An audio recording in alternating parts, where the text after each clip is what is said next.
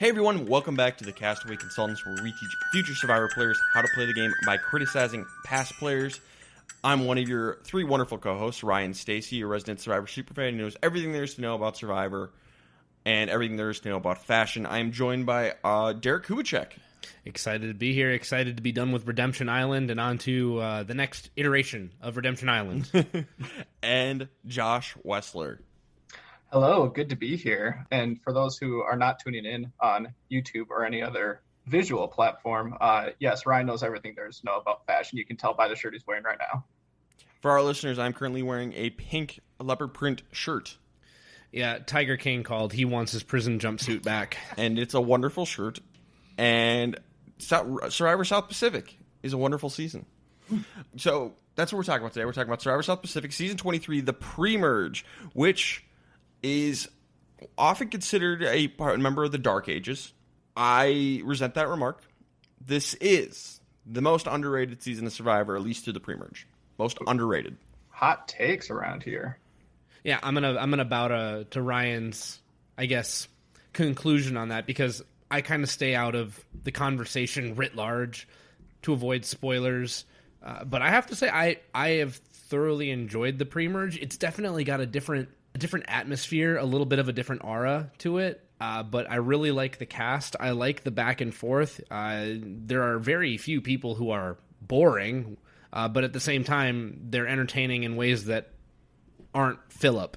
Yep. And there's a little bit of, I guess, inside baseball there, but I'm excited to talk about it. And Josh, so for those of you new around here, this is Derek's first time watching the season. Yes, yep. And before we get to, we'll talk a little bit more once we get to the spoiler section, but I have not seen season 23. I've not seen South Pacific. I don't know what happens from beginning to end. If I am spoiled on anything, I'll let you know when we get into the spoiler section.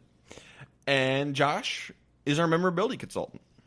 Yes, sir. And for those who don't know, I watched the premiere, the merge, and the finale. Everything in between is completely relied upon the old noggin. Uh-oh. Yeah, good luck, everyone. A lot of talking from these other two. Just kidding. I like to chime in every once in a while, too. Well, you have notes now. I do have notes. It's a miracle. But I watched this just a couple of years ago in 2020, right after we had started, not right after, but when we had started this podcast even. So it is still pretty fresh in my mind. It's not like we're looking back like 6 years or something on this thing, but I remember it fondly. I did binge watch this season. I do remember that, but it's still a fairly memorable cast, memorable season. So yeah, excited to talk about it. So the point of this podcast is we're here to rewatch Survivor, so you don't have to. There's 42 seasons. If you don't have time to watch them all, you got to pick and choose a little bit. We're here to tell you which ones you should watch. Season 23, South Pacific, like I said, most people don't like this season. I think it is awesome. I love this season. But the big question is this must-watch Survivor? Derek? Through the pre-merge, I unfortunately have to say I don't think that it's must-watch Survivor. I don't think there are a lot of new lessons to learn here. In terms of understanding what's going to happen in a captain season, I think you're going to get more from a season 11 or from a season 22 in terms of, I guess, the direction that a captain season could go. I didn't feel like there was enough change in the gaming mechanics, and it was really entertaining, but I can also see it only being entertaining to a niche community. Sure. But having never seen the season before, I kind of got through the pre-merge and I was like, okay, that was baseline pre-merge season of Survivor. I enjoyed the entertainment portion of the returning captains, but there's nothing really else there, so I cannot call it must-watch. I will say it's must-watch, especially to spoil what I think about the post-merge. If you combine the two together, I think definitely must-watch. But for the pre-merge, I will say it's must-watch.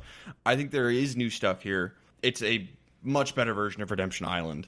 So far, I think it's better than Guatemala. It's a captain season because you have two captains who are solid players but flawed, as opposed to, I hate to slander Bobby John, but Bobby John. So I do think South Pacific is must-watch forever, with a big caveat. I think this is very interesting because there is a lot of religious manipulation and borderline religious abuse in this season, and that will make a lot of people very uncomfortable, which it did at the time. I find that fascinating. So That is the big caveat.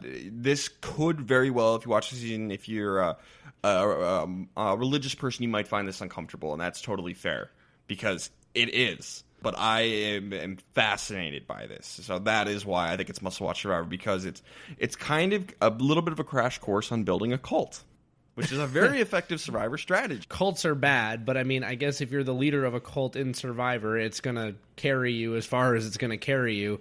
The reason I kind of fell on the side that it doesn't become must-watch is that there's nothing really new to offer or best to offer. From an entertainment perspective, I think this is my favorite structure for the captain seasons thus far. Of the 3 captain seasons that we've had, these are my 2 favorite captains to return in terms of like, okay, I'm happy to see them come back in this format. So I agree with you there. And I'm excited to see if the post-merge helps change my mind on the must-watch aspect of the entire season. Josh? Interesting.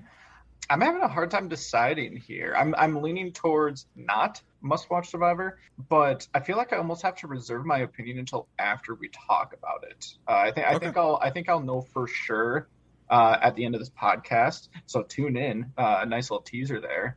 That's what we call a deep tease. Deep tease. You got to listen to this an entire thing. No fast forwarding. You can't do that.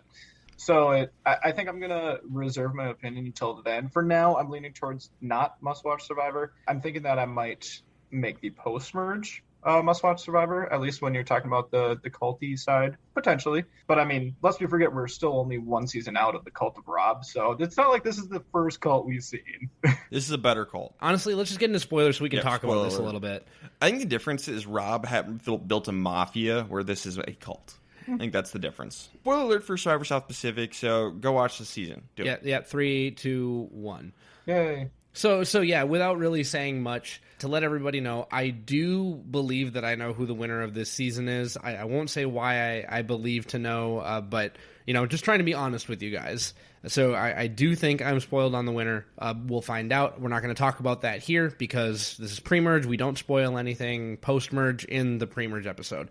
Other than that, I didn't know anything about the season. I did not know that Coach would be coming back. I knew that Ozzy would be coming back eventually, but I didn't know when, where, how, or why. As Ryan said earlier, 2 very flawed players. Yep. And it's exciting to see 2 flawed players come back in a captain season and see how they lead. Let's talk about the captains before we get into the cast proper, because we're going to do the same formula we did last time. We have 2 returning players, each leading a tribe. We have Coach and Ozzy. Yeah, and I think that's the difference because, Russell's also a flawed player last season, hence why he went out so early. But, Boston Rob is elite top 2 or 3 player all time. Not very interesting. To have these 2 competent, somewhat knowledgeable players with huge gaping holes in their game, way more fun. Especially with Ozzy, we're going to get some really bad gameplay, but also some really unique, innovative gameplay.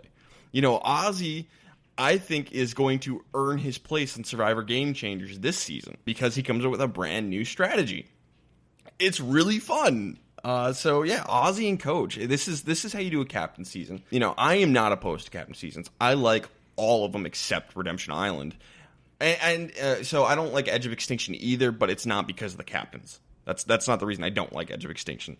But the other 3 are awesome, and I think this is why. I think it's all about casting. Who are your captains? You can't have too good of a player. Like I don't want to see like a Rob versus Parvati captain season. I think that'd be a snooze fest. But if you get people like Coach and Ozzy, hell yeah. And I agree with everything Ryan just said from an entertainment standpoint. And also, I don't want to see people come back and play the same game over and over again. Give new people a chance, especially because we've already sort of identified that captains have a pretty significant advantage. Of our 2 captain seasons thus far, chronologically in this watch through, a captain has made it to the finale both times. Not just the finale, the final. Yeah, the final. Sorry, like 2 final tribal council. They got to pitch to the jury why they should win $1 million. And yeah, one of them won, one of them didn't. But I mean, say what you will, getting to the end in Survivor takes a lot of luck, but a lot of craftsmanship, and that the reason they were so crafty is because they are returners. 100%. Yeah, it's not like we have anything new to offer structurally. It's the exact same thing as last season. Yes. Switching a couple of things out. Redemption Island, nothing new. Captains, nothing new. And it's not going to be the last time that we get that approach either. Not like exactly like a Captain's and a Redemption Island, but like we'll get Captains again. We'll get Redemption Island again. Yes. And because I think it's fun, before we jump into the cast proper really quickly, so what do you think that the big holes in these two captains' games are? So I'll start with Coach. I think self-awareness has been his number one issue in his first 2 seasons. But I will say, at the end of Heroes vs. Villains, at least the end of his run in Heroes vs. Villains, he was coming around a little bit. He had a heart-to-heart with Tyson, and Tyson was kind of able to let him know, like, hey, you do not come across the way that you think you do, and this is Survivor, and you've kind of got it wrong. And he kind of comes to a little bit, and I think we're going to see some of that growth here in the pre-merge, but self-awareness has always been a big hole in Coach's game. And I think more importantly, he's too obsessed with the whole honor and integrity aspect of the game. I think that's partially self-awareness, because he thinks he has honor and integrity, and then he kind of doesn't. Especially in the pre-merge of this season. Yes. For Ozzy, he's got the physical game down, but it's almost to a fault. He thinks like being the fisherman provider is the most important thing ever, and it's not. Maybe in season 1, and even then, like it was important, but each season it gets less important. And so Ozzy puts so much emphasis on that he neglects the social game and the strategic game to a lesser extent. Yeah. Well, and I think like socially, it's difficult because it seems like a lot of people end up liking him, but it's that's only like halfway there for the social game. But I mean, in this premiere, he right away says, I'm back. I know I need to do better strategically. And it's one thing to say it. It's another thing to actually like have the skill set to be able to perform strategically. I think this is Ozzy's best strategic season. Socially, that's another question. But I do think he does improve his strategic game here. But I think his social game gets worse. What's interesting so far, when I think of Ozzy's strategic game, the most strategic thing I think he's ever done was the beginning of Cook Islands when he refused to become the leader of the tribe, even though he knew how to do everything. He was like, I don't want to be the leader. That's a really bad spot. It's like, if people come to me and they ask a question, I'm happy to answer it, but I don't want to be the leader. It's like, oh, wow, there's a guy who understands Survivor. And then kind of proceeded to just bust through walls after that and not really know what he was doing. And only lose by 1 vote. Vote. All right. So let's jump into the rest of this cast. Yes. Huh? So first we have the Savai'i tribe. We have Don Meehan, an English professor from Utah. Elise Yumemoto, a dance team manager from Las Vegas. Jim Rice, a medical marijuana dispenser from Denver. John Cochran, a Harvard law student from Washington, D.C. Keith Tollefson, a water treatment technician from Edina, Minnesota. A cake eater. Womp, womp, womp. People from Minnesota understand the Edina joke. Yes. For those of you not from Minnesota, Edina is a very, very, very wealthy suburb, so we like to make fun of them and call them cake eaters. That's the truth. Yes. It stems from the Mighty Ducks, so that's what. We like to make fun of people from Edina. You must never go there. Mark Papa Bear Caruso, a retired NYPD detective from New York. Ozzy, as we mentioned, returning from Cook Islands in Micronesia. Semhar Tedeschi, a spoken word artist from Los Angeles. And Whitney Duncan, a country music singer from Nashville, Tennessee. She was actually on a reality show before she did Survivor. I got to look it up and make sure I get the right name. She was a contestant on Nashville Star. So I have never even heard of that. It sounds like a CMT show. Some knockoff. Not super familiar with it, but, she was just worthy of note. So that's the Savai'i tribe. Yeah, and I would like to make a note that Jim also plays a lot of poker. I'm saying that because that was for some reason like the one thing that like stood out the most when like I remember him is like he was a poker guy. Not that he's the medical marijuana dispensary guy, that he plays poker. And for some reason that always stands out to me just because it seems like they approach most poker players approach the game the same way. Yes. Yeah, that's fair. On the Apolu tribe, we have Albert Destrade, or Destrade, I'm not quite sure you pronounce his last name, but he is a baseball/dating coach from Florida. Brandon Hance. That last name no relation. That last name might sound familiar to you. He is the nephew of Russell Hance. That's his occupation. But he's also an oil tanker crewman from Texas. For Russell, it would sound like, 'cause he's an oil guy, right? Maybe. Could be. I'm not sure. Christine Shields Markowski, a teacher from New York. Coach Wade, returning from Survivor Tocantins and Heroes vs. Villains. Benjamin Coach Wade. Edna Ma, an anesthesiologist from Los Angeles. Michaela Wingle, a lingerie football player from Florida. Rick Nelson, a rancher from Utah. Sophie Clark, a medical student from New York.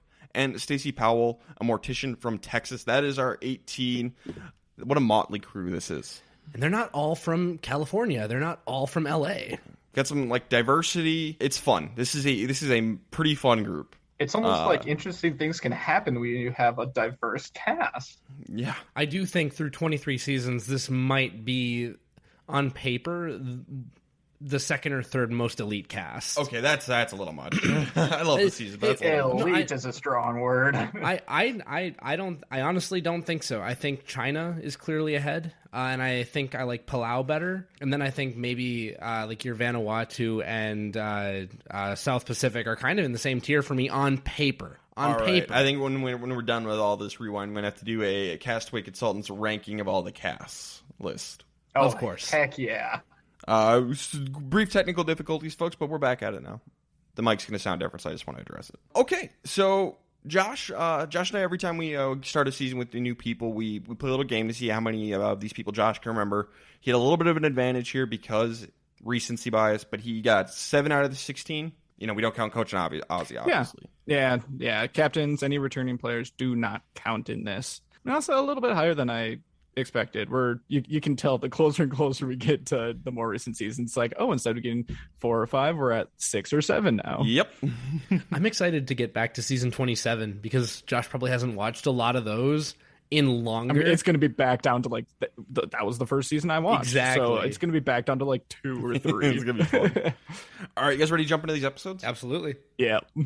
Episode 1, I Need Redemption. Ozzy and Coach are introduced to the new contestants, and we do a drawing of eggs. They're eggs filled with dye, and they have to smash the eggs, and that's what team they're on. Conspiracy theory, I think one of the eggs was probably like cold or hot, and that's how they knew. But, you know, I can't prove that. Well, you kind of said the same thing last season, didn't you? Yeah. Said it was Tinfoil conspiracy hats. theory. Tinfoil hat, I think these were set up. I don't think this was a For what random reason, draw. though? Just personalities? Yeah, I think they want certain people to interact with certain people. Like maybe like an Ozzy and a Cochran interact would be fun.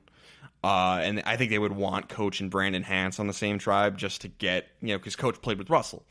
I think this was a setup, but it's fine. You know, to be honest, I don't care. You know, because random draw, you know, just set up the tribes. Yeah, do what you want. It's not a big deal. They predetermine the tribes every single season anyways, so it's not like it matters.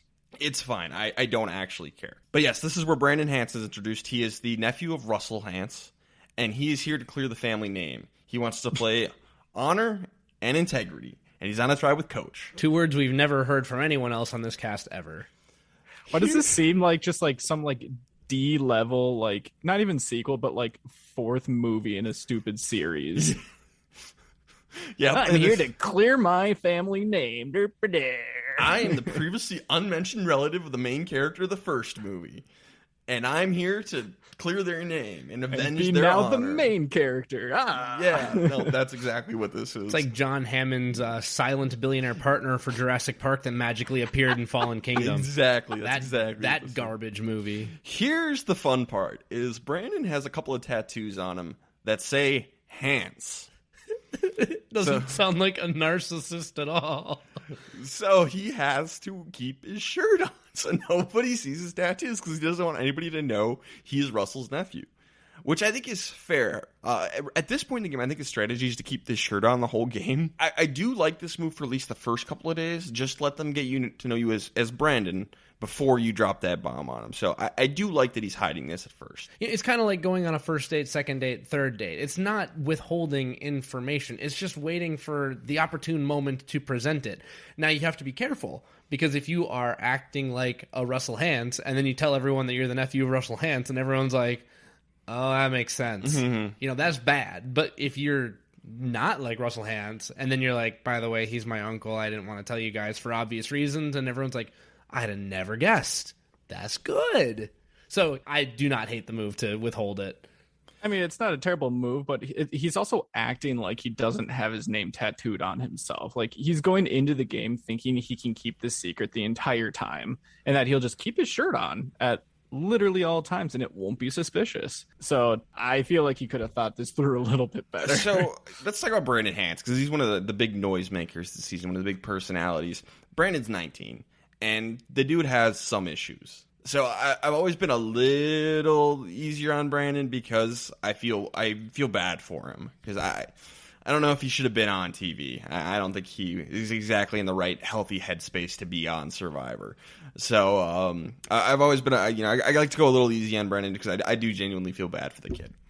Yeah, his story thus far, and this is just going off of, I mean, not even a bio, just based on conversations with Ryan. I believe he's 19, he's divorced, and a born-again Christian, I think. I don't think he was divorced yet. Not yet. So he's married, 19-year-old born-again Christian who's was he coming off of addiction of some kind? He just had some trouble in his past. I think some of it was gang related. Sure. So he's had a troubled upbringing. Sure. And he's trying to redeem himself. Born again Christian, very very religious. Seems like a nice kid. He's going to get a fairly negative edit throughout the season. Post Survivor South Pacific, most of the cast have very positive things to say about him. So, yeah, Brandon's an interesting one. Yeah, and I don't even want to say that the edit is negative. I feel like it was almost like mocking. Sure. Like, this guy is so out of his depth and so out of touch with reality that there's no way that he'll ever win the game of Survivor. That's kind of the feeling that I got from Brandon Hance's edit. So with Brandon, he's one of the things that I think made people uncomfortable about this season. I think that's totally fair. I still find it interesting. It is interesting. I'll give it that much. He does create a definitely interesting dynamic. Just the way that he acts and behaves, the way he talks about people, the opinions that he has about certain people, it just kind of throws a wrench into the tribe that everyone kind of just has to really pay attention to. That might not necessarily be on most seasons of Survivor. True. So that aspect is it really is fascinating how people kind of navigate that. My number one thing that I love about this season is the relationship between Brandon and Coach. That is what I think is the most interesting dynamic of the season. It's an interesting dynamic. It feels a little abusive at times, but Brandon is undoubtedly the bomb that needs to be diffused this season. 100%. Christine, she is the New Yorker, and she's going to call it how she sees it and pull real Francesca from last season. She's going to call out Coach and Ozzy for being temporary players in this game. Bro, you've seen Redemption Island. All these people watched Redemption Island. You know what happened last time. Whenever there's a new twist, like it's like, man, it's tough. Give him the benefit of the doubt. It's fine. Like, nope, none of that. No, none of that here. And I believe Christine's a big fan of the show. So, not great. And maybe she was going to set the mood early with her tribe. Like, don't let Coach get comfortable. We saw what happened with Rob. But you don't do that here. You need to have the charisma and the social wherewithal to do that, and I don't think she does. Keep your mouth shut. We're going to get a reward challenge right off the bat, and it's a hero award challenge. It's Ozzy versus Coach. Ozzy wins. To be fair, the puzzle at the end is extremely difficult. And Ozzy is actually a really good puzzler, but even he needs help with the puzzles. So it's a tough challenge. Most people would lose to Ozzy. And the other thing is we had Sophie and I can't even remember her Albert, name. Stacy. Mostly Sophie and Stacy were shouting conflicting opinions at Coach. At least the edit fed it like that, and it was like, okay, yeah, I don't blame. First of all, I don't blame Coach for losing, but it was Ozzy's challenge to lose. And even though this was technically a hero challenge, this was more like a team communication challenge. Sure. Where it's like, who can listen to the people on this side of the arena best? Which I like. Upolo, after the challenge, they're kind of dismissive of Coach. They all just kind of walk off, except for Edna. Edna stays behind and is a friend to Coach and, helps him pick himself up and forms a bond with the Coach right off the bat, which I really like. Good move for Edna. So instead of working on anything, Ozzy decides to take his tribe for a swim, which, gets mixed reactions from some people. Don wants to work in the shelter. Cochran doesn't want to go swimming, but they're both going to do it, which is good. We're camp fun here. We're camp fun. Dawn is going to have a little bit of a meltdown on day 2 because they're way behind schedule, basically. And she's a little bit kind of like the neurotic English teacher. She reminded me so much of Holly. Major Holly vibes. It felt so similar. I love Dawn. I do too. She's the best. And ended up liking Holly a lot too. She's someone who she has to grow on you, because I didn't like her in the premiere the first time that I watched. After the premiere, it definitely does just grow on you. By all accounts, Dawn is the greatest, nicest person ever lived. Shocker. I can see that. I love Dawn. Ozzy's the one who makes Dawn feel better, and then for the rest of the pre-merge, she's totally fine. She's small breakdown, but not nearly as bad as Holly's in Nicaragua. She did not bury Dan's shoes or Cochran's sweater vest.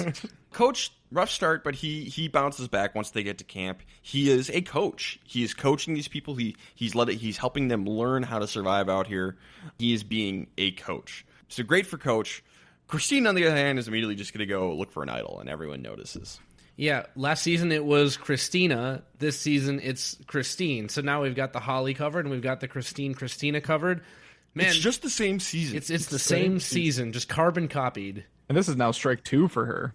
Brandon does not like Michaela, and this is going to be a major story in the pre-merge. And this is another one I think made people uncomfortable because it is presented like Brandon sees Michaela, to use the term slut shaming. That's kind of what it feels like. Because Michaela is an attractive lingerie football player. And that's what they have her occupation as, is like lingerie football player.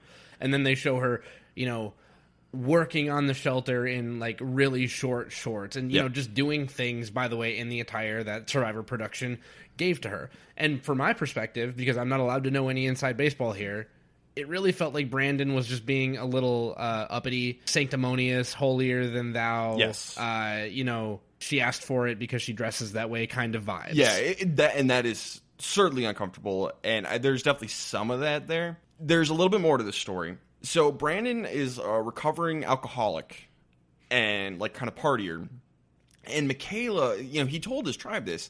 And I guess what happened is Michaela still liked to tell all these party stories and still talk about it. Like all she would talk about is like drinking and partying and all this stuff. But what it sounds like, that's what made Brandon uncomfortable more than lust or whatever, the show tries to present it as.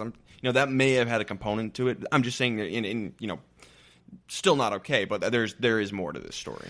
There might be more. To swing it back the other direction a little bit, they do have several different cuts of Brandon saying, I love my wife, yes. I would never be unfaithful to her, and this is just a test for me.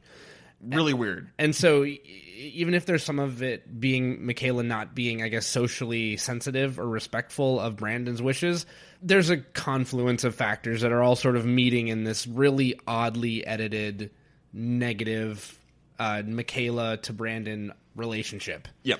Yeah, it was very uncomfortable, I guess, just hearing the stuff that he has to say, and it kind of just sets the theme for how he's going to be presented this entire season. Yep. It's not great, but they just wanted to. There is a little bit more here. That's the main point. But okay, you're on an island. People are gonna wear skimpy clothing. It's fine. Relax yourself. Yeah. Coach, Brandon, Albert, Sophie, and Rick, the 5 of them just happen to go stargazing together. They sit by the canoe and talk, and the 5 of them are going to form an alliance. So, join in on group activities, people. Whatever the majority of the tribe is doing, you're going with. Because this 5 is going to control the entire pre-merge. And for the record, everyone should be stargazing anyway. I just did it a couple weekends ago, and it was amazing. And make sure it's majority. Keyword majority there.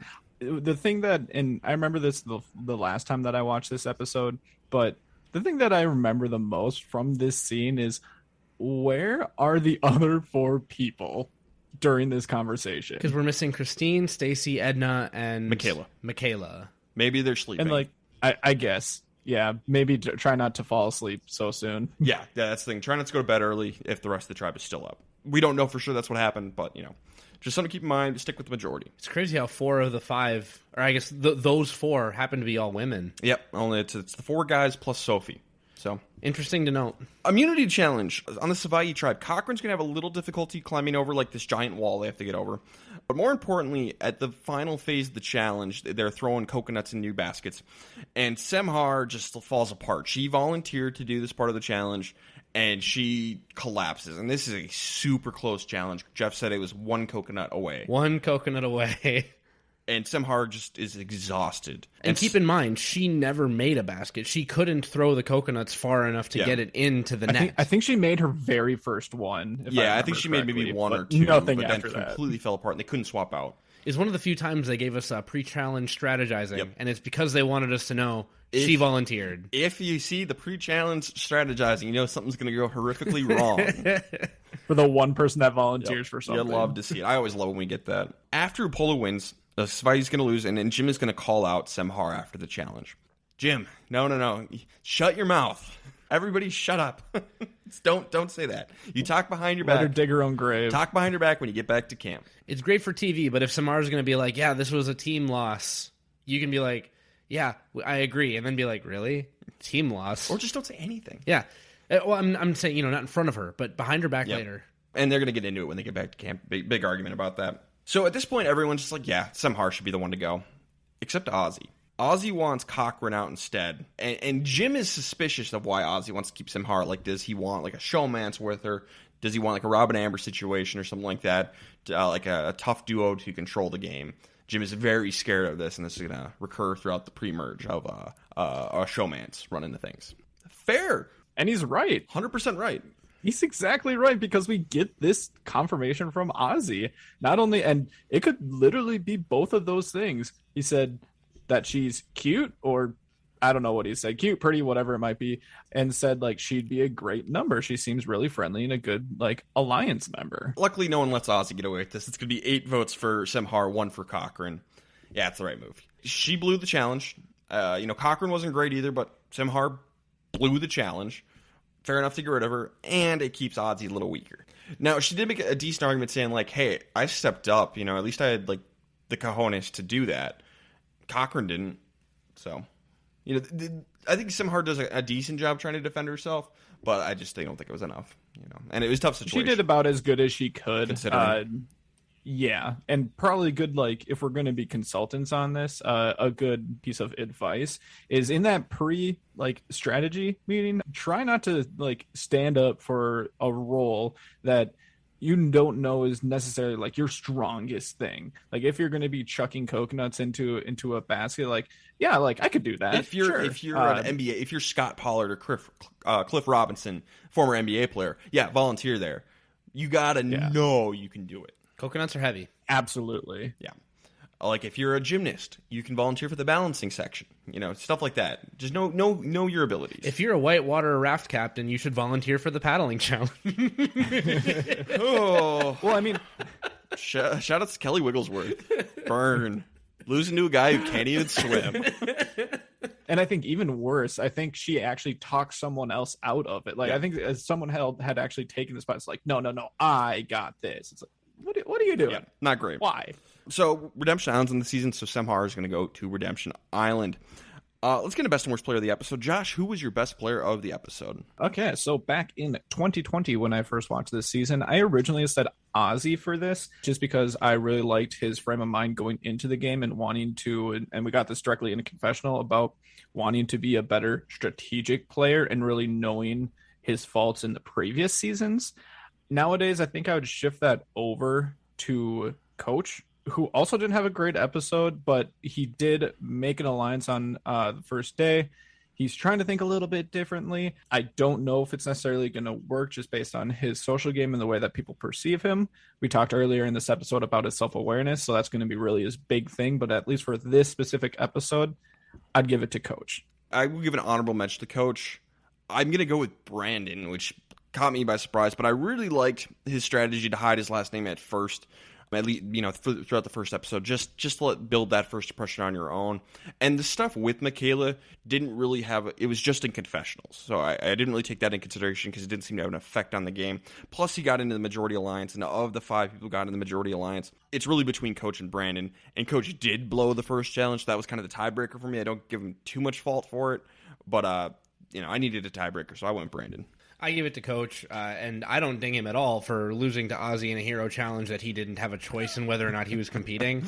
And I also think that even though captains have an advantage because they've played the game before, they still have the biggest hole to kind of dig out of on the first day because all those other contestants have every reason to vote them out immediately.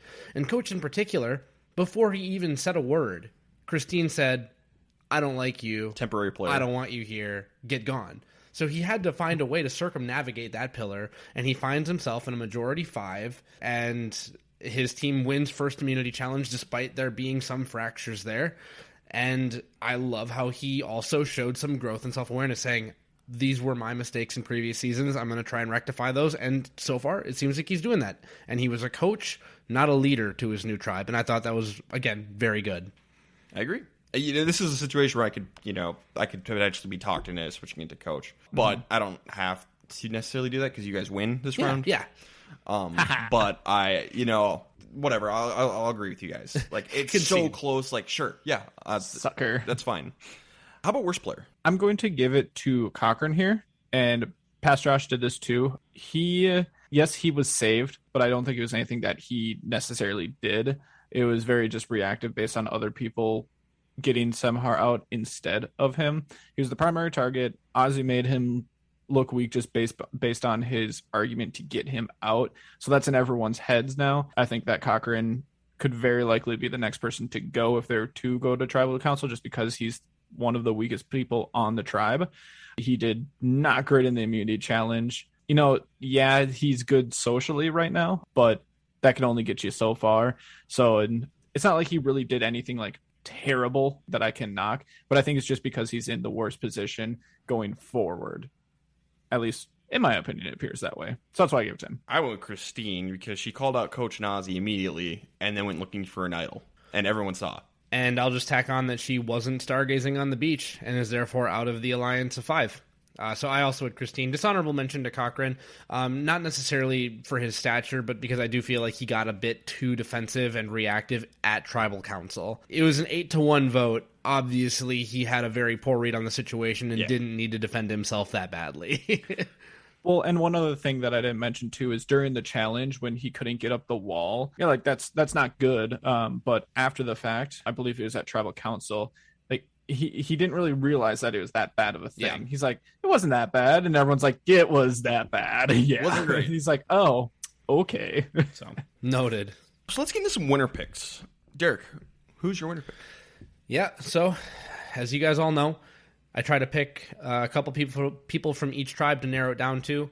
If there's one thing I've learned about captain seasons, the captain from both tribes should be on a short list to win. So there's Coach, there's Ozzy. What's funny, early on in the episode, I made a note that I kind of like Semhar, and then further on into the episode, I actually said, you know what, I think she might even be a little bit too talkative and not be able to really contain her emotions. And I think that ended up being a pretty darn good read because, she's on Redemption Island now. I also made a note that on Upolu, Sophie and Edna both look good. I liked Edna because she was the only one to pick up Coach, so that could have ties down the road. And then Sophie was talking Russian with Coach and then was the only woman on the beach stargazing with the men. Cut that how you will, it makes a difference, I think. So I like both of them. I said absolutely no for Christine, and I didn't like Jim, and I didn't like pretty much anyone else over on Savai. So Ozzy ended up being my Savai. So I didn't end up picking anyone there, and I didn't like Ozzy. I do think he's more flawed than Coach as a Survivor player at this point. So it was down to Sophie, Coach, and Edna, and I landed on Coach because I cannot bet against a captain anymore through 23 seasons. Who'd have thought? Hey, he's in a great spot. Not me. He's in an Alliance of 5. He seems to have a good handle on his self-awareness based on episode 1. Stephanie made it to the end. Rob won. There's no reason that Coach can't take this all the way to the end and win. Josh, do you remember who you picked? Did you write this down in your notes? Duh. Good. So similar to Derek, I feel like this is kind of like a nice evolution of Derek and Josh, where you guys both of us just completely write off captains, say there's zero chance that they're going to win. No one should let them get to the end. And even if they do, people won't want to vote for them, to being like, oh, they can win, but still not going to pick them because they shouldn't be able to get to the end. To now being like, oh wow, they're the favorites. Everyone loses to them. So winner picks are going to be one of the two captains. And while I'm going to weight captains much heavier now going forward, I think that those captains need to be a little bit more complete players in order to actually pick them. So I'm not going to pick either Ozzy or Coach here. If I had to pick one, I actually don't know what one I would do, so I'm not even going to toss that out there. But I think that they just have too many flaws in their game that can be poked around, that people are going to just try to vote them off, especially after seeing a captain win so recently. So in saying that, like Derek, I didn't really see anyone on Savai that I liked. If anything, I like Cochran as a wild card more than anything, because I think if he gets through the early part of the game, he has a chance to just go and win because he's so knowledgeable on the game and can have a really good social game. He just needs to get out of the very beginning, and he has a chance. From Upolu, I had Michaela, Edna, and Sophie as my 3 people that I'd probably choose between here. Michaela, just because she had a nice confessional. Sophie, because we saw a little bit from her and she was a part of the alliance on the beach, like Derek was saying. And then Edna, because she was the one person that approached Coach to be able to actually try to connect with him at Redemption Island. So that really stood out to me as well. And although it might be a little bit more of a dark horse pick, I'm going to go with Edna here as my winner pick. So I just want to point out that even little kid Ryan, back when Guatemala aired, picked a captain to win, and has done it every time. So, who's the dumb kid now? You. You. Stephanie made it to the end. She was my pick. She lost to Danny. She made it to the end. And then Russell was my initial pick. Then I switched to Rob. I'm just saying, I was on this train before everyone else. Congratulations. I'm going to stay on this train. I ended up picking Ozzy back in the day just because I thought throughout what we'd seen so far, Ozzy was the more competent player over Coach. I'd probably stand by that if I was watching this for the first time now. Has that opinion of who is the more competent player overall changed? Perhaps. We'll see. I won't reveal that till a later date. But I think I would have stuck with Ozzy at the time because I'm picking a captain, period. I also have a note on here. I would never pick Cochran because he's a law student, and I don't pick lawyers or law students. Since I mentioned poker players earlier, like Derek has his law people, I have my poker people. But I guess he wasn't a poker player when he played the first time, but that was his job when he played on Redemption Island. It was Boston Rob as a poker player. So. All right. Do with that information what you will. Episode 2, he has demons. Keith and Ozzy, they make an alliance, and later Jim approaches them about making an alliance. And the format of the alliance is they are the 3, and they have Whitney and Elise as their 4 and 5, who they can cut if need be. So that is the alliance of 5, but it's less equal than the Apollo 5, it seems. On Apollo, Coach and Edna make a side alliance because they have a pretty good relationship. So they have an alliance going on, too. Cochran, after being called out so heavily at the previous tribal council, he is going to be a worker bee and really focus on just providing as much as he can at camp, which is good. We like to see it. If you're on the bottom, it can only help you. Do what you can. Ozzy is going to find the hidden immunity idol. Good for my winner pick, you guys. Looking good. Look at you. Then we have Brandon and Coach bonding over religion. Both of them are deeply devout Christians, and this is going to be a huge impact on the season. And this is where Brandon decides to tell Coach his last name. And Coach immediately has, PTSD flashbacks to Heroes versus Villains. I could hear the helicopters in the background, the machine guns, just, the lights in his eyes. He's like, oh, God. Mark Burnett has a sick sense of humor. Stay with us. We'll be right back.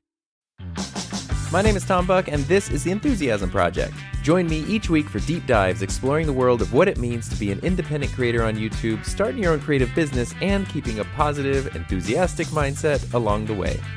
New episodes of The Enthusiasm Project are available every Monday, wherever you get your podcasts.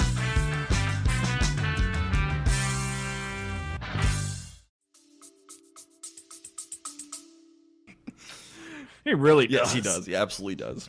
Savai's going to win immunity this time, and I'll just spoil this now, but it's going to be a very back-and-forth battle. It's literally every other immunity challenge throughout the entire pre-merge. Made it fun. It's really, really fun. It felt like a war between these two tribes. It makes every immunity challenge, impactful. There are stakes every single time. Because it's so close every time. These are very balanced tribes. So, on Apollo, Coach wants to split the votes between Christine and Stacy. They're the two outsiders. Christine's obvious. Stacy, very bad move, has attached herself to Christine, which is really too bad because Stacy is low-key one of my favorite people on this season. She's easily a top personality that didn't really get a chance to develop because of, spoilers, she's going to go pretty early. Yeah. But I like Stacy a lot. She's so funny, even when I can't understand what she's saying. I was going to say, so being just a Midwestern guy, I had a heck of a time trying to decipher everything that she was saying. I turned on subtitles and I was like, okay, I get it now. She has a very thick accent, and she is wonderful. She is such a character. I love Stacy. I could listen to her talk for hours and then have someone transcribe it, and then I would read it, and it would be amazing. Brandon wants Michaela out of the game for very strictly personal reasons. So Brandon has decided he's not going to lie at all in this game. Brandon proceeds to lie. He says Stacy and Christine are planning on voting for Michaela. So Brandon's like, hey, Alliance, we better jump on board. And this is not true at all. He told Christine and Stacy to vote for Michaela. So, yeah. And that's fine, except Brandon wants to play honor and integrity. You can't do both. And that's kind of Brandon's whole conflict this pre-merge is what is smart gameplay versus honor and integrity. Guess what? Those two things don't really work together unless you're Fabio. He's kind of like caught in a mix-up of Coach and Russell. Yep. Like just meshed together. So there's a moment, I think it might even be the next episode, not this one, where he's like, good, evil, good, evil, good, evil, good, evil, and I just feel like I'm being tugged in every direction. This was the proof for me that I needed to see that he's coming off of a pretty dark place in his life, and he's found some, solemnity and some peace in his faith. A game like Survivor is not good for you if you are trying to literally get your life back on track and you're not deep into that journey. And I don't think he was. And I think that every time he needed to do something or thought about doing something good Survivor, that's like bad human in civilized society. And it's where I do have some pity for Brandon. Yeah, I don't think he should have been cast. I think that is a little negligent on Survivor's part to put him on the show. Brandon at 30 years old might be a different story. Maybe. But kid's 19 and clearly not okay. And he's not able to separate the game from real life or anything like that right now. And I feel like a lot of 19-year-olds would have that problem. And yeah. And you know what? And that's where officially right now, I'm going to say it. I'm done grading Brandon in terms of Survivor. Like, he still could win worst player of the episode. But or best. He could win best or worst. He absolutely can. But I am done assuming that he is trying to make the best moves to win the game. Yeah, because he's not. He's actively not. He's actively not. So this podcast is going to get a lot easier for everyone to understand. As if I'm done grading him as a Survivor player. He's choosing to be a good person, at least as good as he can be. Trying to be. Good for him. That's part of the game. That's part of the social dynamic. And now we just get to see how everybody reacts to that. That's not how you win, but if that's not your goal, that's fine. That's absolutely fine, but that's just not what we're here to discuss. Yes, so exactly. For those wondering, I'll still grade him. Yeah, I will absolutely still grade him too, but it's just like he's not playing with the same rubric we are. There's an asterisk. Yeah, absolutely. So at this point, the Apollo 5 plus Edna, they're all strategizing, and Michaela walks over to join them, and Coach is like, "Hey, can we get some privacy?" No, don't do that. Just. Don't say that out loud, Coach. And then he just walks away. Absolute mess. Christine is trying to get information out of Edna and catches her in a lie. And Edna says, I think the target's Michaela. And Christine's like, no, you were talking to Michaela. That's what that conversation I'm asking you about, Michaela was there. And Edna's just like, I don't know. Absolute chaos. I love it. Josh, your Winnipeg's looking real good. Yeah, this is not a good start. One episode in. This would have been a lot worse if Christine had found the idol. Yes. Coach immediately at Tribal Council, he's going to throw everything out there today. He's like, I'm not 100% sure what was going on, but here's what I have heard that Christine and Stacy are targeting Michaela. This is what I was told. And Christine and Stacy are like, no, you're full of crap. And Coach is like, I didn't say that you were doing that. I'm saying that's what I was told. And basically, eventually, Brandon's going to end up fessing up to everything that he was lying and manipulating people, trying to. It was a good run. It's going to end up being a split. They're going to end up splitting 4 votes for Christine, 3 votes for Stacy. The Apollo 5 plus Edna plus Michaela all get on board for this. Whereas Christine and Stacy, they vote for Edna and Sophie. Just cuz. Why? I don't know. Maybe it should have been a split between Christine and Michaela just to make Brandon happy. Like, you have 3 people on the outside. Does it really matter? Like, yeah, obviously Christine might be target number 1 just because of what she said. But I don't think Coach or Brandon should have, fought so hard for, a one or the other. Just pick one. It's fine. And I will say, with the Redemption Island component, if you're going to send Michaela there, you might want to try and have that be on better terms. Because she's the kind of... She's a very strong woman. She's very athletic. She could very well run the table and get back into the game. So, don't put votes on people that you might need to break bread with if you don't have to. And Stacy and Christine, just based on first impressions only, are not people that you would expect to get through the gauntlet they're of both Redemption Island. Exactly. Turns out, powerhouses. Yeah. Physically, Apollo, you remove Edna from the equation, possibly one of the strongest tribes ever assembled. Absolutely. Either way, Coach and Brandon both pushed too hard on this one. So I think the right person ended up going home, but it was an absolute mess to get here. I love it. Derek, who did you have for best player of the episode? Well, nobody on Upolu because that was an absolute mess. So I had Ozzy. I felt like it was a pretty good bounce back episode after just some things in episode 1 with Samar. He was able to kind of brush it off a little bit. He found the idol. His team won immunity. He's now in a majority alliance with a couple different ways to work that alliance depending on what he needs. So I had Ozzy. Couldn't have said it better myself. It's Ozzy. I also had Ozzy. Look at us. Look at us. How about worst player? So I landed on Brandon. One, I thought it was too early to give away his identity to Coach because now Coach has that on the ammo belt as something that Brandon is keeping from everyone else. Coach could have used that against Brandon if he wanted to. He chose not to. So you could call it a good read from Brandon, but also then saying I'm going to play with honor and integrity and then getting caught in a lie and fessing up to it at Tribal Council. I felt like that was, again, pretty hurtful for his game. I know that Coach could have handled the situation with Christine and Michaela a little bit better, but ultimately Christine does go home. They do have the power, and so the person who sort of caught two-timing it, which, say what you want, Coach didn't two-time anything this episode. Brandon did. I think a flipper has a worse look than someone who's in a majority alliance just making a decision. So I had Brandon. I will give dishonorable mentions to both Coach and Brandon. The one thing that saved them, especially Brandon, I think, is eventually at the end they did come together, and they were united in their split vote. There was a mess getting there, and it was not great for either of them, especially for Brandon. I went with a more background pick with Stacy as my worst player of the episode, as much as I love her, because she allied herself with someone who's clearly the outsider, and she specifically almost made themselves a twosome. That might be one of the worst moves you can possibly do in Survivor. Is, I'm going to align with just the outsider, and then she ended up being left out of the vote. So she's too close to this outsider, left out, and not even part of this whole flawed conversation that happened in this episode. So I had Stacy. I think that's a pretty good argument for Stacy. Originally, I said Brandon was my worst, and I think I'm still going to stick with that and side with Derek here. Dishonorable mention, though, definitely to Stacy, but I think the difference for me is at least, yeah, they kind of came together, but it's really the perception more than anything really shifted for him this episode. So that's why I'm going to stick with it. Can't argue with it at all. I absolutely can't. I'm happy to concede to Brandon again. It's totally fine. I should probably go with Stacy just because we're probably going to get more Brandon here, but whatever. This is a situation where I think the obvious pick is Brandon, and because of how I do my point system, Stacy's points just racked up, so that's why I ended up going with Stacy. So, plus I thought it was interesting because she was definitely more of a background player this episode. Episode 3, Reap What You Sow. We're going to have our first Redemption Island duel of the season. It's Christine versus Semhar. Semhar is going to give a weird poem, reverse poetry, before she does the challenge. Spoken word. Remember, that's her occupation. Spoken word. She's a spoken word artist. Poetry's lost on me, guys. I don't like free verse poetry, which means that I pretty much hate spoken word. I think the whole point of poetry is to have meter and to have a rhyme scheme, even if it's not at the end of a line. This is just a personal opinion. If you like Walt Whitman and free verse poetry and spoken word, more power to you. Let me know on social media that I'm dead wrong. Perfectly happy with that.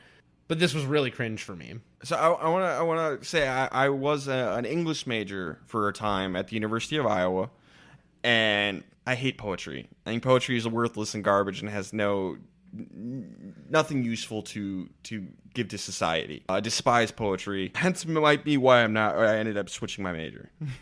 I think that was part of it. Since we're all giving our poetry takes here today, I align similarly with Derek here, where I can appreciate poetry. I like it to a certain extent, but when it's very flowy and not very structured, if someone just starts talking and it's spoken word or anything like that, you just feel really uncomfortable. It's like if someone just kind of feels the need to start singing or something, just be like, oh, look at me, I'm gonna go ahead and sing a song now, and I'm gonna do some poetry now. Maybe this is just our Midwestern upbringing rearing its ugly head. It's possible. I do want to point out, though, I have had Robert Frost in my Twitter bio for over 10 years. Oh, okay. So say what you will. I used to really, really like the idea of writing poetry and searching for deeper meaning in poetry. I don't really do that anymore, but I absolutely get the allure. I just never liked free verse. I felt like that was too easy. The best poet there is out there is Leprechaun from the Leprechaun movies. I thaught you were going to say the Dead Poet Society. That is a great movie. But no, it's absolutely Leprechaun. The dirty and raunchier the poem is, the more I like it. Because the rest of it's useless. Anyway, Let's start a poetry podcast. Lepping the hood up to do no good. Exactly. Christine is going to defeat Semhar, and I'm pretty happy about that one. I didn't need any more free verse on my Survivor. Bye-bye. Brandon is going to tell everyone he's Russell's nephew at this point, and I think he needed to. You can't wear your shirt the whole season. And at this point, you know, it's too bad he hasn't built a better reputation for himself. But at least they know who you are, and hopefully they're less likely to judge you for the actions of Russell. I just wanted to point out, this was, again, this whole pre-merge is just filled with cringe. But you could see, like, Brandon, he was trying to work out the best, like, segue into him being a hands. He's like, gee whiz, man, I just, like, want to take my shirt off. He says it out loud to everybody, then takes his shirt off and says, everybody gather round. I have something to show you. Oh, God, what's he going to show us? That's the Brandon move, is I'm going to call a group meeting. He might do it more than anybody else. He does a lot of them. He just wants to get on a soapbox, and, you know, he's the town crier. Yes. Whether the news is good or bad, he's going to give it, so... Michaela is going to confront Brandon about why he was gunning for her. And he's like, it's strictly personal. It's nothing you did. I just don't like you. I just don't like you. And then he proceeds to take her into camp and be like, literally, does anybody like Michaela? Town meeting, everybody. Does anyone actually like Michaela? Oh, my gosh. What is going on? He's like, you have no alliance and no one likes you. Okay, bye. Whoa. Damn. Have we seen someone like Brandon before? Like, can you think of anyone up until this point? Oh, we've had open forum moments through 23 seasons, but I don't think we've ever had someone call a session. There was one on Fiji. Who was it? Dreams? Oh, Dreams called one before, and he was like, hey, we should all just vote out, like, what was it, Cassandra or Lisi or something, right? And it was just kind of like, why are you open foruming that here right now? This may be the closest example, but this had almost no bearing on the strategic aspect of the game. Chaos. He just was like, oh, you want to know why I don't like you? It's because nobody likes you. And then proof. Oh my gosh. And this makes Brandon's whole alliance like, I don't know about working with this guy. Fair. It's the wild card factor, you know? Now everyone's saying, I see a little Russell in there. Yep, a little bit. And I don't think they're actually that similar. You know, they both have the determination, and I think they're both a little chaotic. But I think that's pretty much where the similarities end between the two of them. They also neither have that little red button in your brain that tells you when not to say something. Sure. They're missing that. And that might be the whole Hans family. Is it like a chaotic, like evil versus chaotic, like neutral? Well, for Brandon, it's chaotic evil versus chaotic good. I got chaotic good and chaotic evil both pulling at me. I don't know which D&D character I am. Yeah, he's figuring out his alignment. Ozzy is going to tell Keith about his idol. And he's like, I'm not going to tell anybody about the idol. He's going to tell Keith about the idol. Keith is immediately going to tell Whitney. They're like, oh, cool. We're good. We can use that to our advantage. Apollo is going to win immunity. And this is actually kind of a callback to Survivor Tokachins. Coach won individual immunity in a grappling hook challenge. There's a grappling hook component to this challenge, and that's where they win it. Coach's grappling hook. Coach is the best grappling hook Survivor contestant of all time. I mean, he's got the experience. Yeah, all those Amazon quests. So Apollo's going to win immunity thanks to Coach. Savai plans to take out Papa Bear next. And we didn't really talk about this. So Mark, he's going to go by Papa Bear. There's a reason we didn't mention it. Yeah. It has almost no bearing on the season. So he's known as Papa Bear. Everyone refers to him as Papa Bear. So he is seen as the weakest person on the tribe. He's an older guy. So they tell Cochran it's going to be Papa Bear. They also tell Papa Bear it's going to be Cochran. And Papa Bear's like, I'm not an idiot, because the guy was a detective. So he's going to sprint off into the idol, and everybody's like, I've never seen Papa Bear move that fast. He's going to sprint off into the jungle looking for an idol. He doesn't find it. He's going to put a fake one in his crotch and then tell Jim he found the idol. I just love this chaotic Papa Bear energy. It's hilarious. I mean, good for him. Like, if it's between you and someone else, like, yeah, it might end up being Cochran, but it'll probably be you after him. So, And what's interesting is that it does have some bearing on the vote a little bit, because, Ozzy and Keith can't reveal that Ozzy found the idol. So how do you plan as though he may have found the idol because of Jim, while not revealing that you have it? So Jim is worried. This is a perfect example of why a fake idol or a bulge in your pocket is a perfectly good strategy. Real good callback to Rupert in Heroes versus Villains. It can work. It absolutely can work. It just creates a sense of paranoia, and chaos is a ladder. Paranoia creates chaos. It didn't work here. Chaos is a ladder. Littlefinger, Karishma. So Tribal Council is going to be 6 votes for Papa Bear, 1 vote for Cochran. Jim is the one who's going to vote for Cochran, and then Papa Bear is going to vote for Jim, just kind of out of spite. But Jim was worried, so he threw a vote on Cochran just to be safe. Fair enough. Yeah. Why not? This is the right move, I think, yeah. Y'all come together and vote out the physically the weakest person who is potentially causing trouble. Cool. Yeah, I agree with it. They do have conversations about Cochran being able to contribute on more heady, cerebral challenges. And not saying that Papa Bear couldn't do it. It's just they all see him as like the stereotypical Harvard intellectual guy who's a super fan of Survivor to boot. Yes. So it's a good enough move. I'm fine with it. He has very obvious strengths. Yes. Even if he has very obvious weaknesses too. For best player of the episode, I had Keith Tollefson. He got Ozzy to tell him about the idol. He told Winnie about it, which increased their bond, and then he knocked out Papa Bear. So I have Keith. I had written down Coach with the reasoning there's not a lot here. He kind of played hero in the challenge, and he further cemented his alliance. He was able to calm Brandon down a little bit. But I think I'm okay with Keith after hearing your reasoning. So I'll switch to Keith, but honorable mention to Coach. But there wasn't a lot here for any of our big players. Sure. I can't tie break right now because you guys agreed with each other. But I'm curious now. I put down Sophie as mine. Would there be a reason for that? Oh God. She hasn't had many confessionals. I think she only had 1 or 2 maybe in this episode. She didn't talk a lot in the beginning of the season at all. Yeah, I'm not maybe really I sure just didn't really feel too strongly about anyone else. Could be. And she had maybe she did well in a challenge or something. Could be. Could very well be. I'm not sure. Who knows? Worst player, I have Brandon because erratic gameplay. That's all I put. Erratic gameplay. And I had Ozzy because he told people about his idol for absolutely no reason. Okay. Josh? As good of a reason as that is, I'm still going to go with Brandon here. It's what I put before, and I'm just going to trust the fact that it should be him. It was bad. It was bad. All right. Episode 4, Survivalism. Ozzy and Elise, they're cuddling a lot, which it makes Jim worried. Fair. Absolutely He was fair. already worried about Semhar before. He's going to be worried about someone else now. Ozzy's moved on to the next hottie. Oh, no. Yeah, and I was about to make a joke, just vote out all the women on the tribe, but Ozzy is out as bisexual. So you just got to vote out everybody on Savaii except yourself. And vote out everyone until Ozzy's the sole survivor. Oh, wait. What? No. Checkmate, non-bisexuals. Flawless strategy.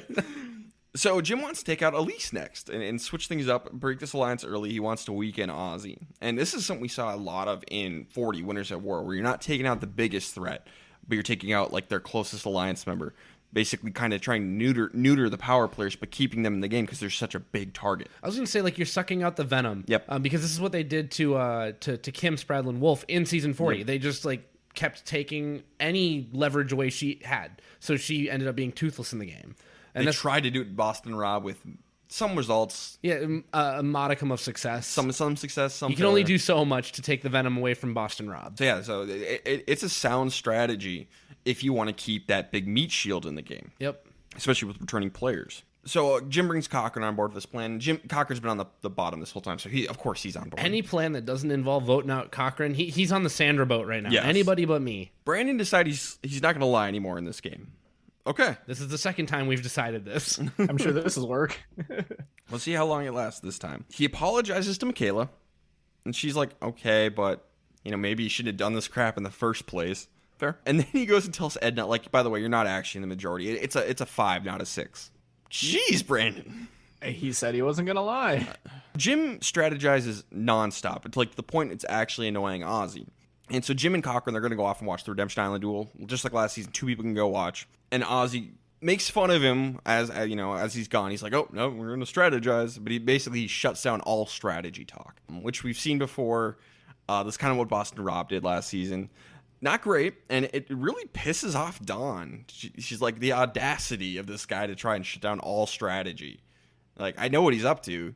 He doesn't want any strategy talk going on unless he's involved. So, good for Dawn. It's good for Dawn. I don't hate it for Ozzy, especially because we do get not quite a super cut, but a pretty good cut of Jim being annoyingly strategic with his conversations. It's fine to make fun of Jim, behind his back. But like the trying to shut down all strategy talk, not a good direction to go. Boston Rob could pull it off, and that's about it. It's a bold strategy. We'll see if Ozzy can do it. So this allows Cochran to bring Dawn in on the plan to take out Elise next. So one by one, we're getting the players in line. At the duel, Brandon's going to go to this duel, and he's going to apologize to Christine. She's whatever about it. She's going to defeat Papa Bear in the Redemption Island duel. And what's fun is these two are best friends now. I love it. They're both from like New York, Long Island area, so they're just like best friends. Christine for them. and Papa Bear? Yep.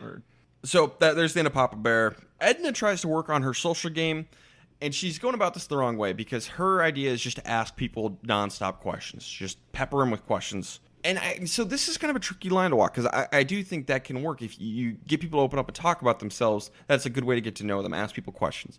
But if it doesn't feel genuine, that will rub people the wrong way. But also, if they don't like you already, that isn't going to work because it's just going to annoy them. So, yeah, I feel for Edna, and like her line of thinking is sound, but I just don't think she has that social capital with, especially Stacy and Michaela, to pull this off. This goes back to first impressions, I think, because how it starts is how it goes, and how it ends is how it is. So how it starts, you need to be willing to be social with people, not just strategic, not just using people as pawns. You have to open up lines of communication early.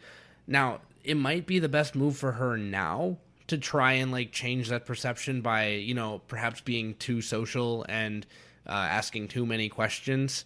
You know, it's an overcorrection, but a correction that needs to be made. So I can't tell her the best way to do this. So fine, as long as she's changing, Yep. good. But, you know, this is a day one mistake. You know, because after helping Coach grab his bags on the beach, it seems like she kind of stopped building social bonds there, at least to a certain extent. We're going to get a real badass immunity challenge. It's the weight-bearing challenge, which we've seen a few times. I love these. It's absolutely badass. Brandon and Jim are going to set the new record at 240 pounds. But eventually it's going to become a showdown of Dawn versus Stacy. And it's awesome. Absolutely badass. And Dawn is going to pull it off and win. I don't think any of us had that on our bingo card. No. Yeah, Stacy looks very strong. Yep. And I specifically remember that. They were both great. Excellent challenge. So Savai's going to win because of Dawn. It's really great. I love Dawn. And it just goes to show you another challenge that is just so close. Yep. Insanely close. So for Opolo, it's either Edna or Stacy. Edna's the weakest, and it's not close. Stacy's on the outside. She's got no real bonds with really anybody. So Stacy starts trying to, like, stir up trouble. She tells Brandon to, like, watch out for Albert, Michaela, and Sophie. And this makes Brandon paranoid, and he's going to go to Coach and just be like, we got a problem. And Coach is like, all right, you need to effing stop. Just stop. Calm down. He gets actually angry and shuts this down. It's one of the few moments of, I want to say, total vulnerability. Because you always see measured responses in Survivor, or ones that are held back, or maybe amended, or, you know, you adjust your gain a little bit. Coach, like, shouted across this fire pit, how dare you come to me and tell me that someone at death's door is saying that our alliance is trying to mess us up. If you have that little trust, you might as well quit. That is, he says it's BS. Yep. He's like, that is bad. That is awful, and you should feel bad. We're in episode 4. It's going to get so much worse. That was the key thing. He's like, if you think this is bad, this is going to get so much worse. You can't be doing this. And I just felt like it was one of the most, like, real conversations or one-sided conversations I've ever seen from anyone in the show ever. Yep. Because he was just pissed. Well, and there's a difference between being caught off guard by someone just like coming at you and just like with a wild idea, and just being like, whoa, what are you talking about? Calm down. It's okay. Like, settle. Let's go through this. It's obvious that, you know, we've seen this multiple times now from Brandon. Like, Coach is already fed up with it, and he's just like, he's already at his ends. So I don't know how anyone would really be able to hold it together here. Well, and I don't know if it's now. It might be maybe an episode or two from now, but Coach is going to say, we've got him. We can handle Brandon. I will handle Brandon. I have to wonder if those gears are already turning at this point, because I feel like this is where Coach figured out that he needs a long-term plan if Brandon is going to stick around. And that's the big question. Should Brandon stick around? And someone that volatile in your alliance is not great. It's not something you want to do. Again, I think by all accounts, Brandon got a negative edit. He was much more well-liked than was presented to us. So, I'll trust the players a little bit more on this, but that's something to keep in mind is, volatile people are bad for alliances. And there are plenty of good people who should get voted out of Survivor. Yep. So, we'll see.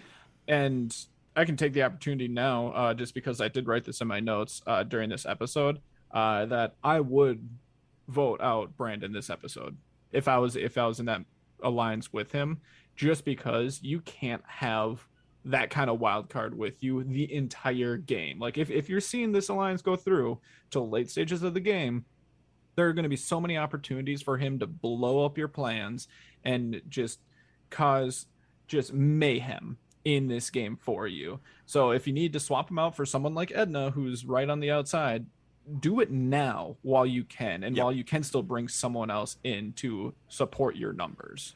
Swap out Brandon for Edna.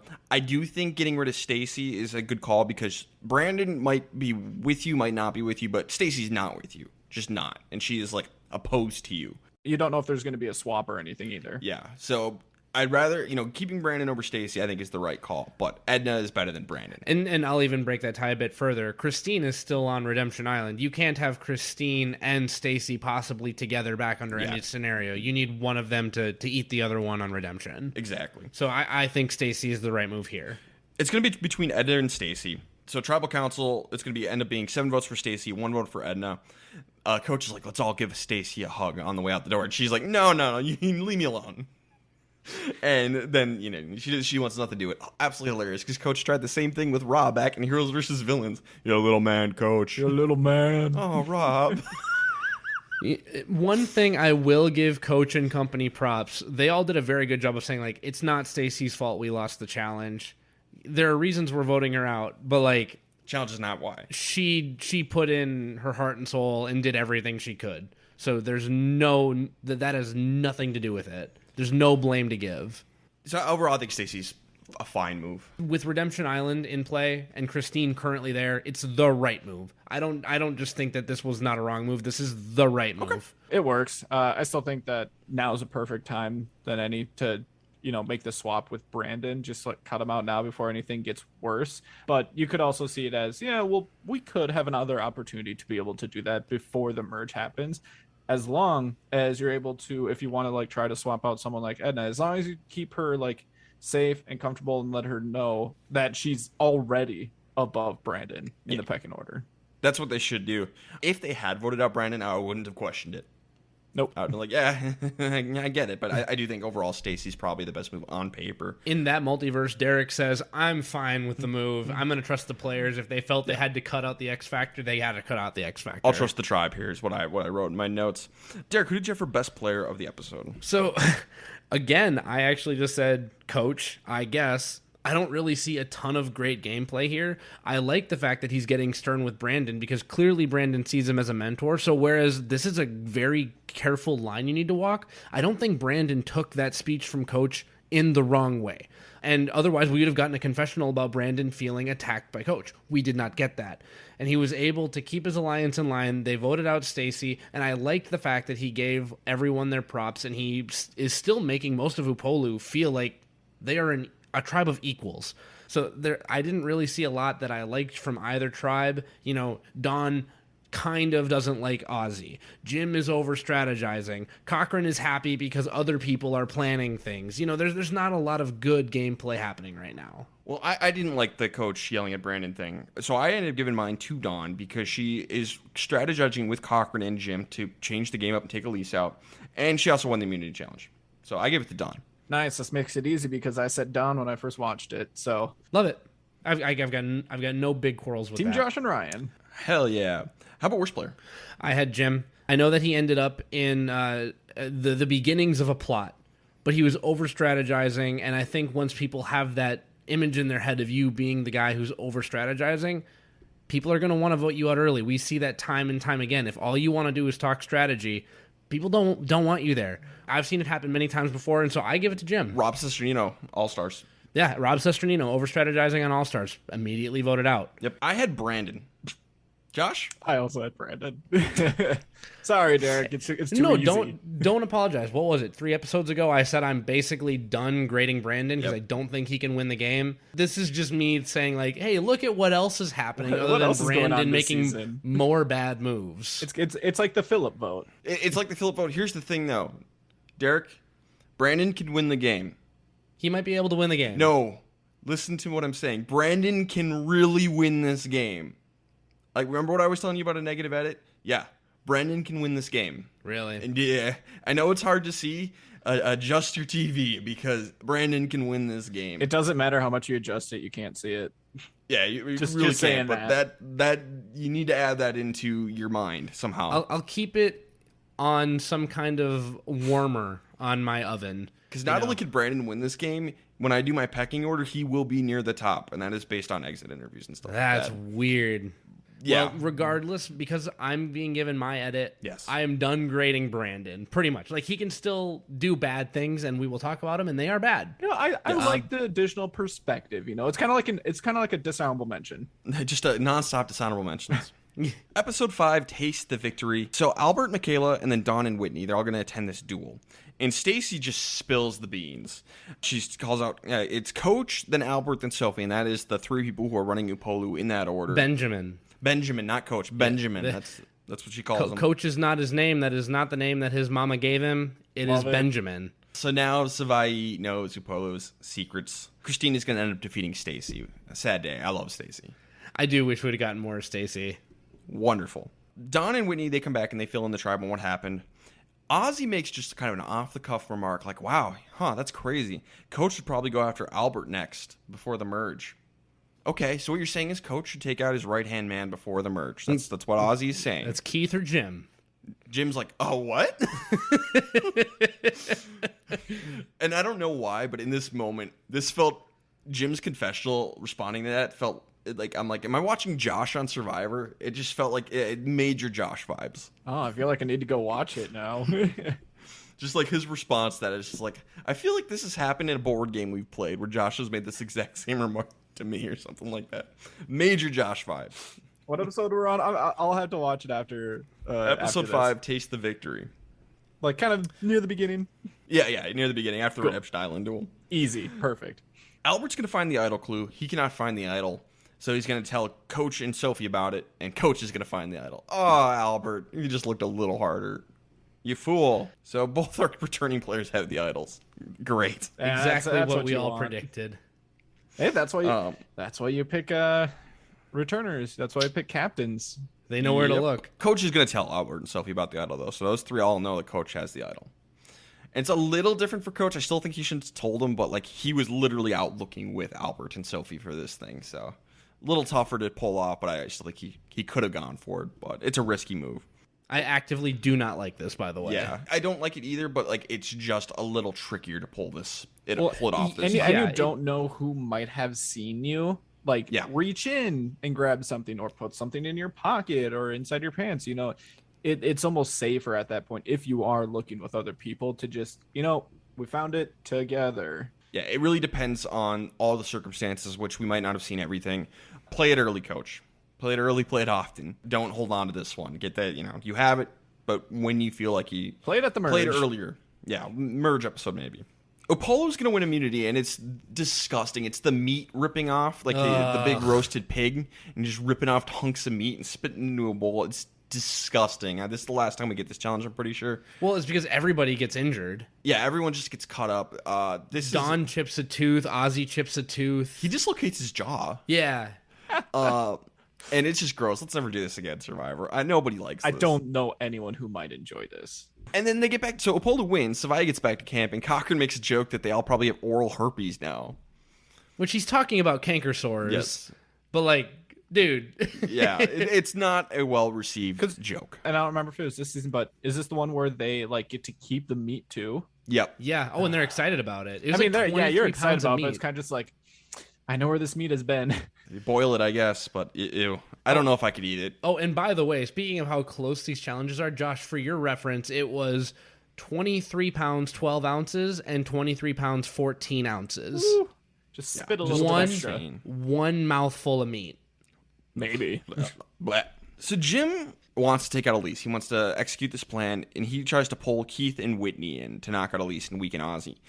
And Keith and Whitney want to try and have their cake and eat it too. They're like, we're not going to vote for Elise. We'll just throw our votes aside, and then Ozzy will still trust us. No. That's not how this works. That's a stupid plan. Like, if there was a way to do that, yeah, sure, maybe. But, like, no one's going to fall for that. It's completely obvious what you're doing. It's so stupid. Such a newbie way of thinking. Yeah. It was almost like abstaining without abstaining. Yep. Because Ozzy's going to be just as pissed at Keith and Whitney as everyone else. Yeah. Because it's about not bringing somebody in. Yep. You know, they knew and they didn't tell him. Ozzy and Elise, they're going to gun for Cochran. So it's going to be 3 votes for Elise, 2 votes for Cochran, and then it's 2 throwaway votes on Dawn. This was the wrong move. This should have been Cochran. You have an alliance of 5. They are going to just like burn their relationship with Ozzy for no real good reason. This is something you can take care of later. I think this is actually a really bad move. Just knock Cochran out of the game here because he's not in the alliance. Just keep your 5 strong.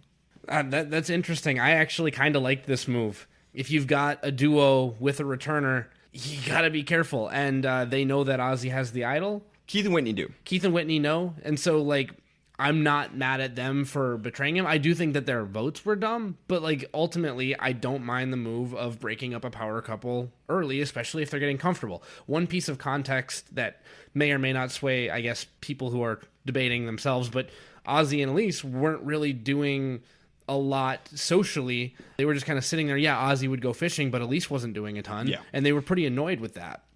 It was like, oh, wow, you guys are so high and mighty and so comfortable in your alliance and thinking you're number 1 and 2. We got to do something about that. And Cochran, they're like, he's more than happy to be a number to Dawn, to Jim. And then obviously Keith and Whitney feel like they can control him too. So I'm going to trust the tribe on this. And I kind of like the move to weaken Ozzy, knock him off his high horse a little bit. So I actually like the move. And if you're not super like concrete with your alliance, now might be the time to just go for it. If you think that you can build something more solid, I don't really know. It's kind of in that weird space, I think, where it's like you almost have that necessary evil that you need to break up, but it's not going to be pretty when you do. I think Jim, Keith, and Whitney caught a case of big move-itis. And the pre-merge is typically not the time and place for a big move. So I actively don't like this move. It's great TV, but I think it's a bad move. Either way, for best player, I had Coach.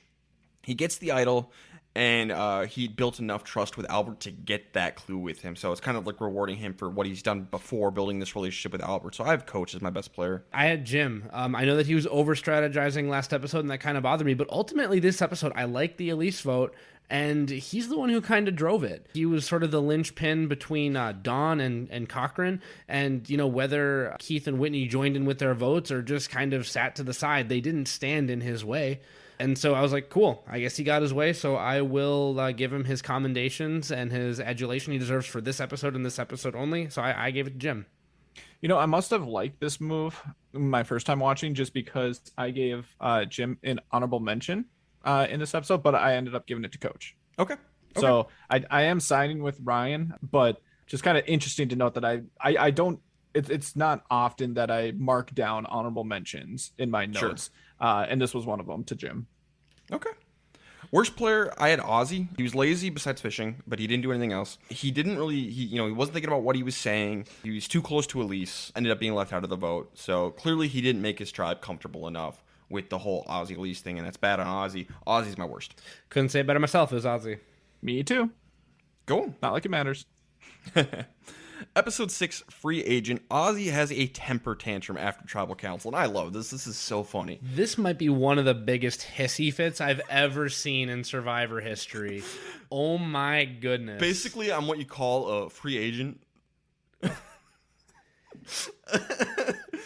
And then everybody's like, Ozzy, what are you talking about? What free agent? What are you talking? Like, are you against us now? That's kind of dumb. And everybody's just kind of calling him out for his BS. And Ozzy's like, well, I have an idol. How about that? And it's just like, old move. Is this real?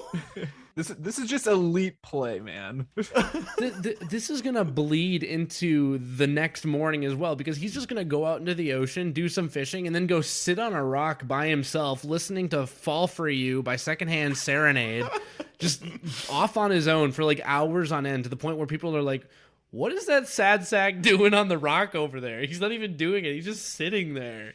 I think Cochran, because they're all just like talking smack, and Cochran's just like, he needs to stop being such a whiny bitch.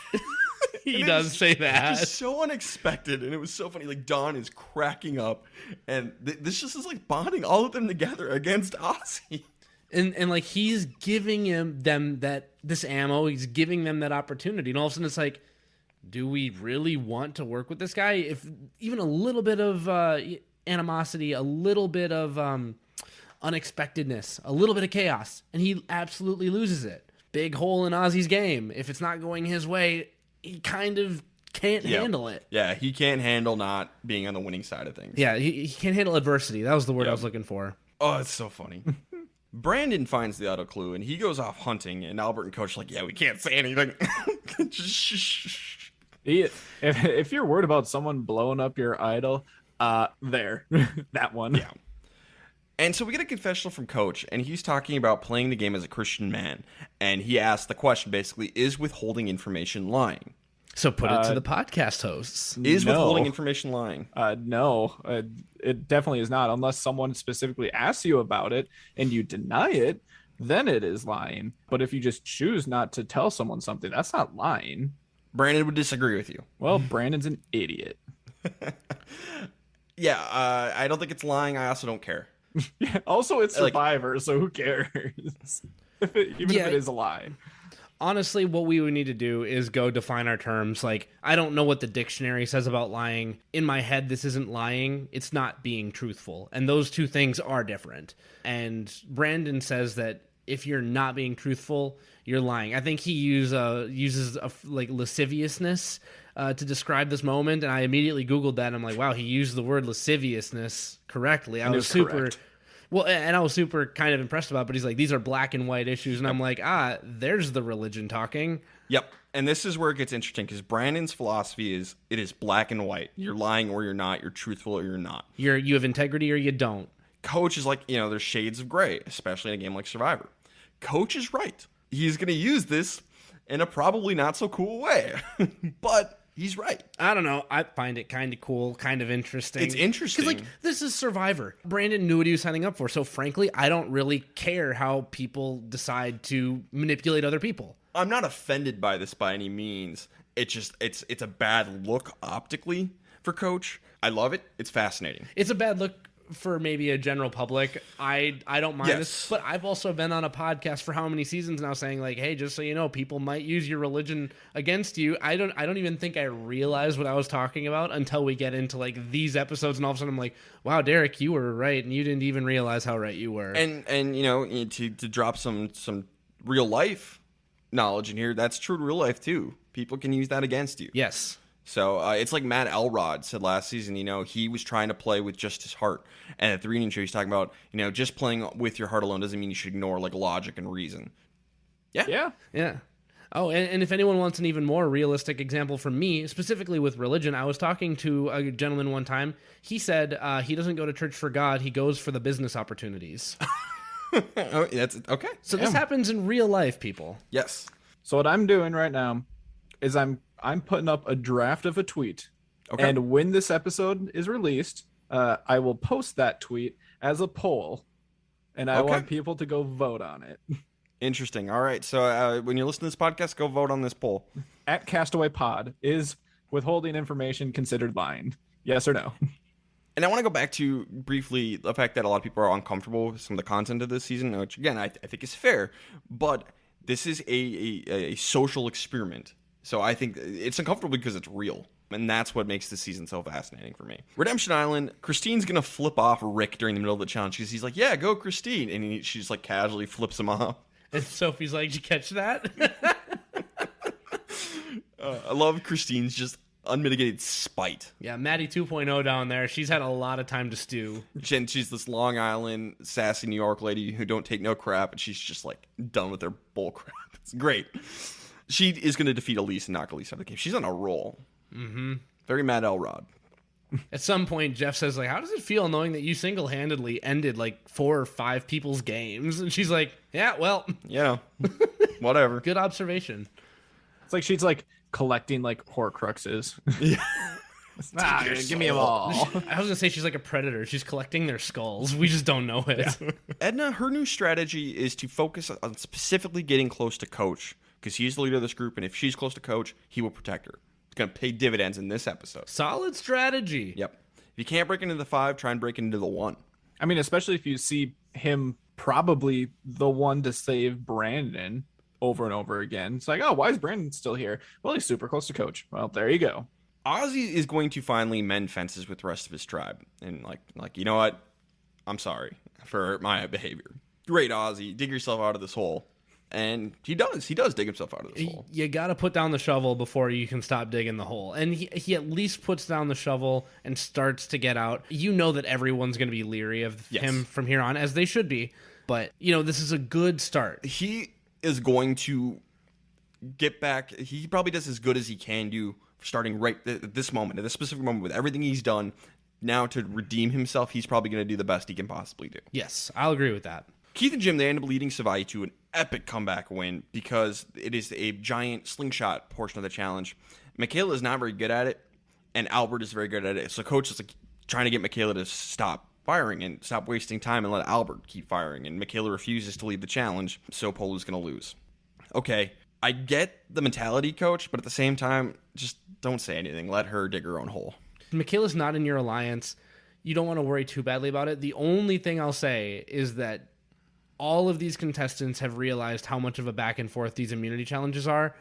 And if you feel like you can win one to maybe go into the merge and number up, especially after seeing what happened in 22, it matters a lot. And for a coach as a captain, it matters a lot. It's true. So I'm glad that he said his bit, but you can not get it to the point that people start to think lesser of you. And I don't think that people do. Yeah. So it's a risky play. I think it works out, but I would not recommend doing it. But if people are suggesting you should stop firing, Michaela, stop firing. Let Albert do it. At least use 2 hands. Yeah. And did she he was just firing one-handed? Did he say it multiple times? Yeah, I think it was twice that we saw. We got it twice in the cut. I'm fine saying it once. Make a suggestion. Once is Be like, fine. hey, do you want to swap out? Albert's doing really great. No? Okay, bye. Just say, hey, let's let Albert fire. He's on a roll. But boom, done. Perfect. Coach said to build Albert up, and that should be the presentation, not bringing Michaela down. That's Albert's the route. doing Affirmative language. Yes. Albert and Sophie, they want Edna out because she's physically the weakest, even though she's closer to the alliance than Michaela is. Stupid move from Albert and Sophie. This is bad. They have the wrong philosophy here. Yeah, we're late enough in the pre-merge to where you need to get out of that early mindset. Coach wants Michaela out. He's going to, I think, push a little too hard on it, but I think Coach is right. This is where it gets interesting, though. Brandon also wants Edna out, but he made a promise, so he can't vote for Edna. He's going to vote for Michaela. He's like, I'm fine with Edna going home, but I can't do it. So Brandon is on Coach's side against his own will, leaving Rancher Rick as the swing vote. And now Survivor Production is forced to give Rancher Rick some confessional time. One thing I do want to say about Brandon real quick is he should want to target Michaela, not Edna, because of the history they have. Just because he's gotten kind of over it at this point doesn't mean Michaela has. So I think it's bad for Brandon. But anyway, Rick is the swing vote. Rancher Rick. You'll notice we haven't talked about Rick at all in a while. And that's because Rick has not gotten an edit. It's funny, before we even started recording, I said to Ryan, I don't know who Whitney is. I don't know who Rancher Rick is. I was literally just calling him Ranger Rick because I couldn't remember his name. And I also didn't really get a chance to know Elise, but she's also, was booted, right? But yeah, Whitney and Rancher Rick, I hadn't heard anything about him. He's like, there are reasons. Yep, there are very good reasons why we haven't heard from either one of them. Whitney's, that'll be next time. Rick, on the other hand, it's because he wouldn't answer any questions at Tribal Council. He would give no answers. He would say yes or no, if anything. And Jeff hates that more than anything else on Survivor. So Jeff just eventually he stopped asking Rick questions altogether and basically wanted to strip Rick from the show, give him as little screen time as possible. And, maybe he wasn't even talking to producers much in the confessional. It was just Rick was the spotlight of this vote that they had to. And we talked about this with Danny Boatwright. Yep. And that was why she didn't have much of an edit at all in season 11. It wasn't because they were trying to give her an under the radar edit. It's because they really didn't have a storyline from her to tell. Yep. Danny and Rick are both on purpose hiding things from production, which is a fair strategy. It just will make you unpopular with the producers. At Tribal Council, Brandon calls everyone out for being disloyal to Edna. Just vote me out now if we're going to play disloyal. Okay, bye. Dude. If you say so. And this is where we get the discussion where Coach talks about how honesty comes in shades of gray, where Brandon says it's very black and white. Very interesting. This should be a red flag for Brandon about Coach. Oh, honesty is shades of gray, huh? So you haven't told me everything? That's what you're saying, Coach? We're going to get 4 votes for Michaela and 3 votes for Edna. I think this is the right move. I hate how we got here. This is so dumb. It should have just been Michaela. Easy. But the fact that we had all this back and forth and stupid crap and people not thinking right, Brandon, Sophie, Albert being the 3, bad. You can safely vote out Michaela. And I do think that is the best move. I think getting rid of Edna, someone who's at least trying to be loyal. And they do say they think it's because she's being shady and she's very self-serving and she's trying to like fracture the alliance by getting too close to Coach. They kind of articulate it like that. And they also say she's a competent player and that's why they want to get rid of her. So it's kind of like Elise, but I do think that the difference is like Cochran also has some redeeming qualities, whereas Michaela's kind of been on the outside this entire time, and even in a physical challenge, she kind of showed that she's not much of an asset. And that's not a knock on Michaela, it's just not her game. That's fine. So get rid of Michaela. And for Brandon especially, like, you've got such bad blood with her, there's no way that she would consider aligning with you long-term in the game. Well, what you guys are saying is making sense. So sure, I'll agree that it works as the right vote. Interestingly, I did mark down that it was the wrong vote and it should have been Edna when I first watched it. So I'm curious why I might have thought that versus this now. Yeah, it must have just done a good enough job to show you that Edna was, like, at least on some people's radars as a threat. Well, and Edna also is not good in the challenges. That was the main reason they wanted to get rid of her. And they were saying that she was pretty much a 0. And she sat out at the challenge that they lost. Either way, very close. Like, you could go either way, it seems like. Who'd you have for best player, Derek? I had Coach because they ended up getting the right move done, and he was able to go to specifically swing vote Rancher Rick, and he's like, I'm having a talk with you, man to man. It's got to be Michaela to go. And I think that that's the conversation that ultimately pushes Rancher Rick to go and make the right move and vote out Michaela, despite what a couple of his closest tribe mates are wanting to do with Edna. So he did impose his will on the game successfully and, in my opinion, correctly. I don't like that Brandon kind of made the move with him for the wrong reason, but, you know, Dr. Sean was voting for people for all the wrong reasons too, and people used that and we gave them their commendation. So I had Coach. I had Edna because she was the one who built that bridge to Coach and specifically focused on building a relationship with Coach, which I think saved her. She survived this vote because I think of her own actions. So I had Edna. I wrote down a question mark. I'm not sure why, but I think I would go with Edna here, especially since Pastros thought that, you know, she probably should have been the one to go. So she's still around. She must have done a good job not being the option. I got no fights. I'm a worst player. I actually still just said Ozzy. I know that Sophie and Albert are kind of gunning for Edna, and I know that Brandon had another outburst saying, like, I really want to vote out Edna, but I can't. I'm going to vote out Michaela. But again, no, Ozzy threw a huge hissy fit, the biggest that I've ever seen in Survivor, for like the first third of the episode. And like, yeah, congratulations, you stopped digging, but that was after you made it to like Earth's crust. Yes. So like, dude. Yeah, he's going to climb back out of it. It's 100% Ozzy. 100%. Yep. Cool. Episode 7, final episode of the pre-merge, Trojan Horse, an elite god tier episode of Survivor, one of my all-time favorites. This is one of the funniest episodes of Survivor, I think. And very, like, accurately named. Yes. So we're going to start off on Redemption Island. Christina's going to defeat Michaela. Michaela's out of this game. Michaela is going to be on the ballot for Survivor Cambodia to be voted on for the second chance this season. Do we want to see it? No, I didn't see enough. I got nothing against Michaela. Yeah. If I saw her again, I'd be like, oh, hi. But no, as for actively rooting for her on the second chances ballot, no. I'd mostly nothing her, so. Yeah, same. I don't think I had her, out of all the women on the ballot for Cambodia, I don't think I had her as dead last of the people I wanted to see again, but she was very, very close to the bottom. I think you had PG as one of the people you least wanted to see back. Yeah, I think PG was my dead last one, and that's just 'cause PG annoys the crap out of me. We'll talk about that when we get there, but I think it was PG. Oh, I remember it live. I remember you talking to me, Ryan. So, and Ozzy was at the stool with Cochran. So on their way back from the challenge, he comes up with a plan if they lose the next challenge. Because Christine maybe should join forces with them if she wins their way back in the game. Maybe she won't. It's a toss-up. Why do that when you can have the sure thing? And he suggests maybe having himself get voted out, defeats Christina, hopefully merge, he comes back into the game, and they will have their numbers. Wow.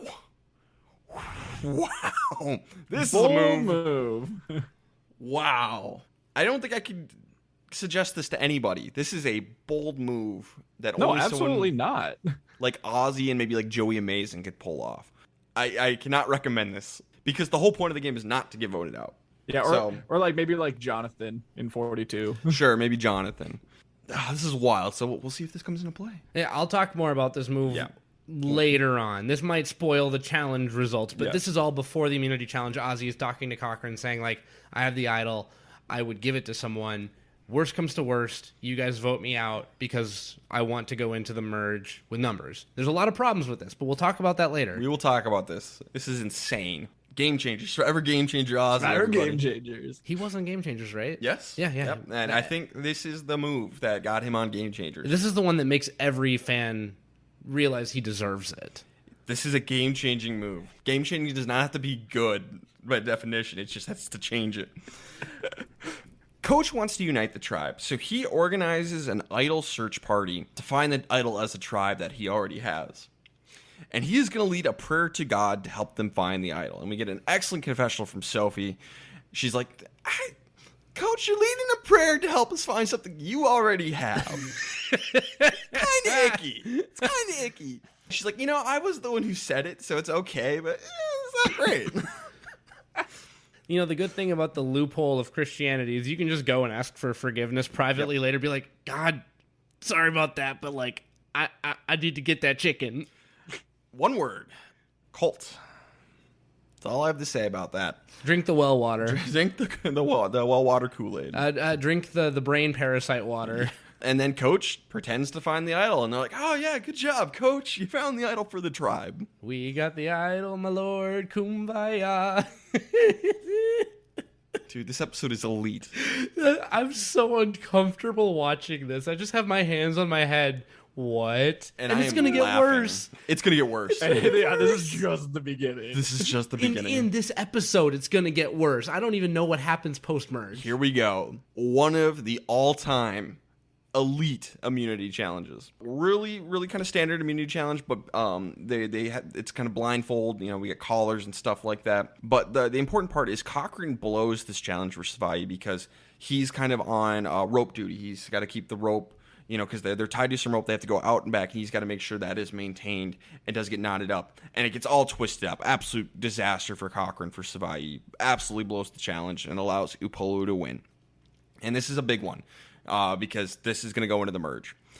They don't know this for sure, but everyone has a very strong suspicion. This is what happened last season. Yes. And everything else has been exactly the same. We changed nothing. So as Upolo wins, and Coach, his role in the challenge was done at this point because they were just finishing the puzzle. Coach was not on the puzzle, and he's just leading his other people in prayer. And please, O Lord, grant us this victory so that we may smite our foes. Well, and it's like, and if you do grant it, we will rejoice in your name, kind of thing at the end. So as soon as it's done, Coach grabs his entire tribe. It's like, on your knees, on your knees, and like forces them all on their knees to lead a group prayer. And it's like surreal because as this is happening, Ozzy is throwing another temper tantrum and like kicking the giant wall obstacle. He's throwing the people's knee at the giant wooden wall in the background, and Coach is going, on your knees, on your knees, and Ozzy is kicking plywood. And Cochran is just like breaking down because he knows he blew the challenge. And I'm just like, what the heck? Someone just dropped a chaos bomb. Like, what happened? I can't hear Freebird right now, but I think Samuel Jackson turned it up. And to make things even crazier, the whole theme of this challenge was twins. Why that is the case, I will get into in a moment. But they were all supposed to like paint and dress like twins, like tribes of 6, pairs of twins. So everybody looks really weird. Brandon has painted a bra on his chest. Sophie has painted facial hair on her face. Everyone looks odd right now. And then on your knees, and Ozzy's kicking things and swearing up a storm. And by the way, his hair is braided to look like Whitney's. Yep. Guys, the aesthetic is so funny. I cannot overemphasize how absurd and surreal this challenge is, because I'm laughing so hard I was crying, and just watching this was just like, what the F is happening? And for me, first time, I had no idea this was coming. No idea. I mean, how could you? How could you expect it? I'm just sitting there, mouth agape. Like, so I couldn't even laugh at it because I didn't even know. I was like, if I laugh, I miss something. So I was just like eyes open, ears open, trying to absorb everything that was happening. It was just this cacophony of like sensory overload. And I couldn't stand it, but I wanted more. It was like Tamako. Amazing. Well, and I mean, like, so this season has kind of just like lived within our friend group, even though like hadn't really watched it, just because like Ryan had mentioned it here and there. Just like, by the way, this is out here. Like, stuff happens, and once it starts like happening in this season, you're like, oh, okay, yeah, things are going on here, and I feel like this is the moment. This is really the moment where you're just blindsided by it. And like you get little hints here and there throughout the pre-merge, but it's really right here that, like Derek said, I feel like I remember me just like holding my face, just what is happening? No, this didn't actually happen, but it did. Yeah, I've spoken heavily. This season has lived in the lore of our friend group for a long time, just because of my love for this season, and yeah. So far, I think it's delivered. I think the most wild part also is like the reward was to go and watch Jack and Jill. Yep, that's the second part. And that is the reward.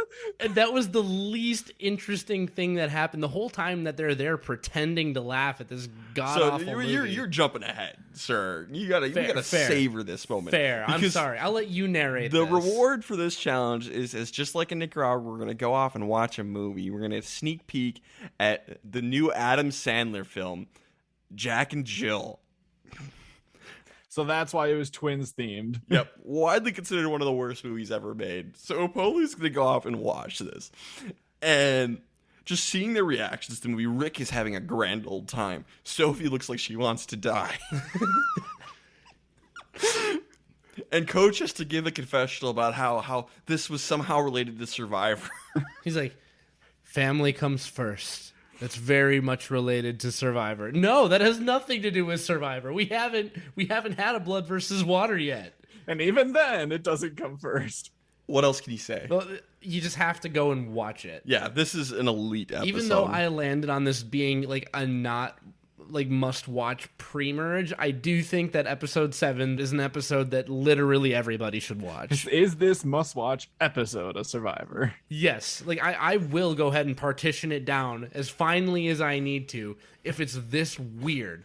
I can't even call it, like, amazing. I watched this today, everybody. I don't know how I feel about this yet. This episode is in my top 10 episodes of Survivor. This is, like, raw, unsiphoned emotion. So I'm still working it out.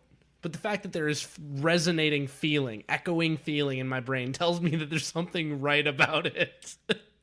So Coach has said later, he's like, yeah, that movie sucked. But, give the producers what they want. That's why they love Coach. Shocker. Like, who would have guessed?